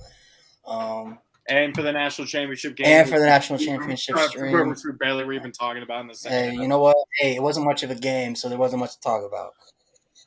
Nope. Hey, man, I want to give a huge shout out to our boy Alan for coming on. I know we're keeping you a little late. But thanks for coming on, man. We appreciate it. Look forward to seeing you in that Camels jersey next year. Killing it, making the FCS playoffs and winning that thing. So thanks for coming on, man. Really appreciate it. I appreciate it. Thank you all for having me. Yep. And like I said, man, if you got any boys that need to edit, you need one, hit me up, man. I do it anytime for free. Just let me know. Perfect. Appreciate it. Thank y'all. Yep. Have a Peace, good night, man. man. All right, man. Have a good night. He actually might be. And there were 4. He might. He actually They were low-key finally 4. might be the best guests we've had. Just, I really like the perspective he gave. I did too. Just because you don't get that very much. You don't get to talk to these young athletes. And he wasn't getting into scared. it You know, very he much. was not scared to like oppose the national narrative of what these kids are like. I mean, he's going through it. You know, Yeah, I mean, like, it's crazy. I never thought of the Like, I'm sure- transfer like, portal making it harder on high school kids. You know, Yeah, he was I naming never some thought big of that. schools. I think he said Florida State, K-State. You know, were coming after him. I'm sure they were offering him stuff, but it was the coaching staff of Campbell just being like checking in on him all the time that got him. And That's the thing, and that's like the alluring thing nowadays. You know, when you have like Deion Sanders, Eddie George, who's a coach, you have Ed Reed, obviously, who's a coach now, and obviously Mike Minter at Campbell. Like these guys that have been there, and they can teach these kids, hey, this is how I got to the league. This is how I can get you. This is how I can get you to the league. Like, you just got to trust me. Mm-hmm. And that's like the new fad, the new thing. And I think it's huge. I would go to a team where the guy's like, hey man, I spent 14 years at, the Miami Dolphins. I can teach you how to get there, and I can teach you what it takes to do that. I would 100% commit to a team to a coach that tells me something like that, for sure. Mm-hmm. Yeah, man, I'm just really glad to have him on. I mean, he seems like he's got a good head on his shoulders. He knows what he has to do. All he's got to do is get out there, work hard, show out, man. What was Tulane's record? 12-2. 12-2. 12-2. Yeah. Do you think they'll finish ranked top 10? I think so. 2. They'll be ranked second. Hey, with how bad TCU looked in the Natty, why not? Mm-hmm. Hey, how many more points do you think Tulane gets? Well, I saw someone put this on Twitter earlier, and this made total sense to me. Is there's a big difference between preparing for 3 weeks for one team and then you have only another week to prepare for the other team, right? That's a big difference because 3 weeks you have a lot more time to develop your game plan and put that together and implement that, and then a week, and you only have a week later to then travel back, get your next game plan put together, travel out, and you have less than a week to all do that. And I think that's a pretty significant difference, but for a team like TCU, but it just shows Georgia. However, I think, unfortunately, and this is just reality of it all, I think if Alabama gets in over TCU, I think they blow out Michigan. And I think they make it a much, much closer game against Georgia. Like I think Ohio State probably makes it a better game. It sucks to say, but I just think that Alabama. Maybe we were just overvaluing TCU and Michigan. I mean, honestly. No, not so much Michigan. I don't think Michigan was that good, man. Bama is historically, and they always have been, with Nick Saban, a team that shows up. They always show up to the national scene whenever they get there, and I just think that if they're one play away from beating Tennessee or LSU, if they beat one of those teams, they're in the college football playoff. 100%. 100%. You can't keep an 11-1 Alabama team in who lost their division, didn't have to play in the SEC championship game, I think you still have an excuse to put TCU in over Alabama. Because I don't know. TCU did have that look, one loss, but it here's was that one loss in the championship game. Yes. It's the but same argument that people have against Notre Dame. Notre Dame is not in a conference. They don't play a conference championship. Which makes sense, but we've historically seen Notre Dame shit the bed in those big moments. But we haven't historically seen Alabama do that same thing. We haven't. They've got blown out a couple times. They've been blown out before. They've been blown out in the playoff before. They lost to Georgia in the national championship. I understand that last year. Well, I mean, However, they got blown out by Clemson in the playoff. Yeah. So no, that wasn't even in the playoff. That was the national. No, that was the championship. Yeah, that was the championship. They got to the national championship and lost, and won the college the playoff game. So I don't know.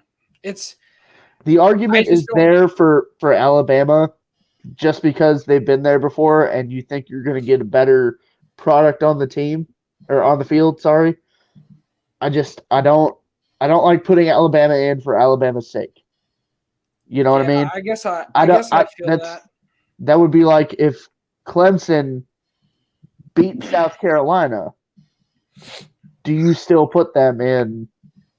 See, and that's the problem, I guess, between power rankings and why we don't even consider power rankings. Because if you power rank these teams right now, Georgia is Alabama is a top 3 team. This might be bad to say, but not gonna lie, and you guys are gonna give me shit for this, but I really think if Notre Dame and South Carolina played Georgia again, I think it would be a closer game than what TCU just gave Georgia.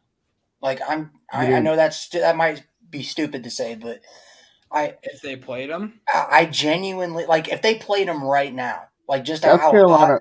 How hot both of those teams. I'm talking about both teams at full strength too, not without. I think there's a lot of teams that would probably play Georgia better than TCU. I know that might sound crazy because they're both Notre Dame's 9-4, South Carolina's 8-5, but I think they would give Georgia a better game. They just lost by 50 something. Oh God, it's hard. Yeah, it's hard to not give. I mean, I honestly think if Oregon, if Oregon played Georgia again right now, I think that would be a close ass game. I don't think it would be a close game, but we would only lose by probably 24. Yeah, we lost by 43 last time. 3. We lost by 43 last time. Hey, that's a 20-point improvement. I don't know. I just think Georgia is kind of the team of destiny. They weren't gonna lose. They weren't gonna lose this natty. They just kind of tricked everybody into thinking that they were gonna. It's kind of messed up. It's kind of messed up how Georgia was one made kick away from not playing this game. Yeah. If Ohio State's kicker didn't absolutely slice the crap out of that kick.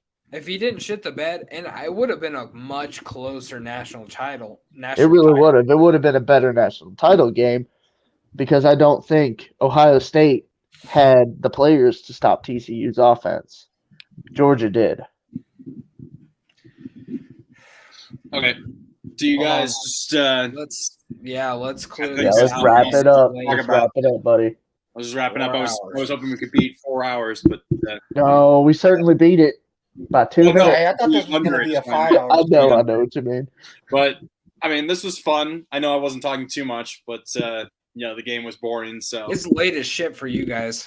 Yeah, it's 11. It's 11. Yeah, it's 11:18 for me. 11:18ish. So yeah, I'm just tired of shit. But yeah, we had fun. We probably won't do this for this. We wouldn't do this for the Super Bowl, would we? I mean, we can. Maybe it's a Sunday. The only thing is, it's this Sunday, and I have to work that day. But that I probably would be done by hopefully, it would be done by 6. Well, Connor, you know how late the Super Bowl gets for us. Yeah. Okay. Well, all right. I think we should wrap this up because we're still live. So this was for the week. But before we do that, I wanted to say really quick, shout out to all the guests and everybody that came on. meant a lot. Big appreciation for that. Also, we didn't get to really talk about it very much, but our team of the year for next year is going to be the Campbells. But shout out to our boy Alan for coming on, one of the best guests we've had.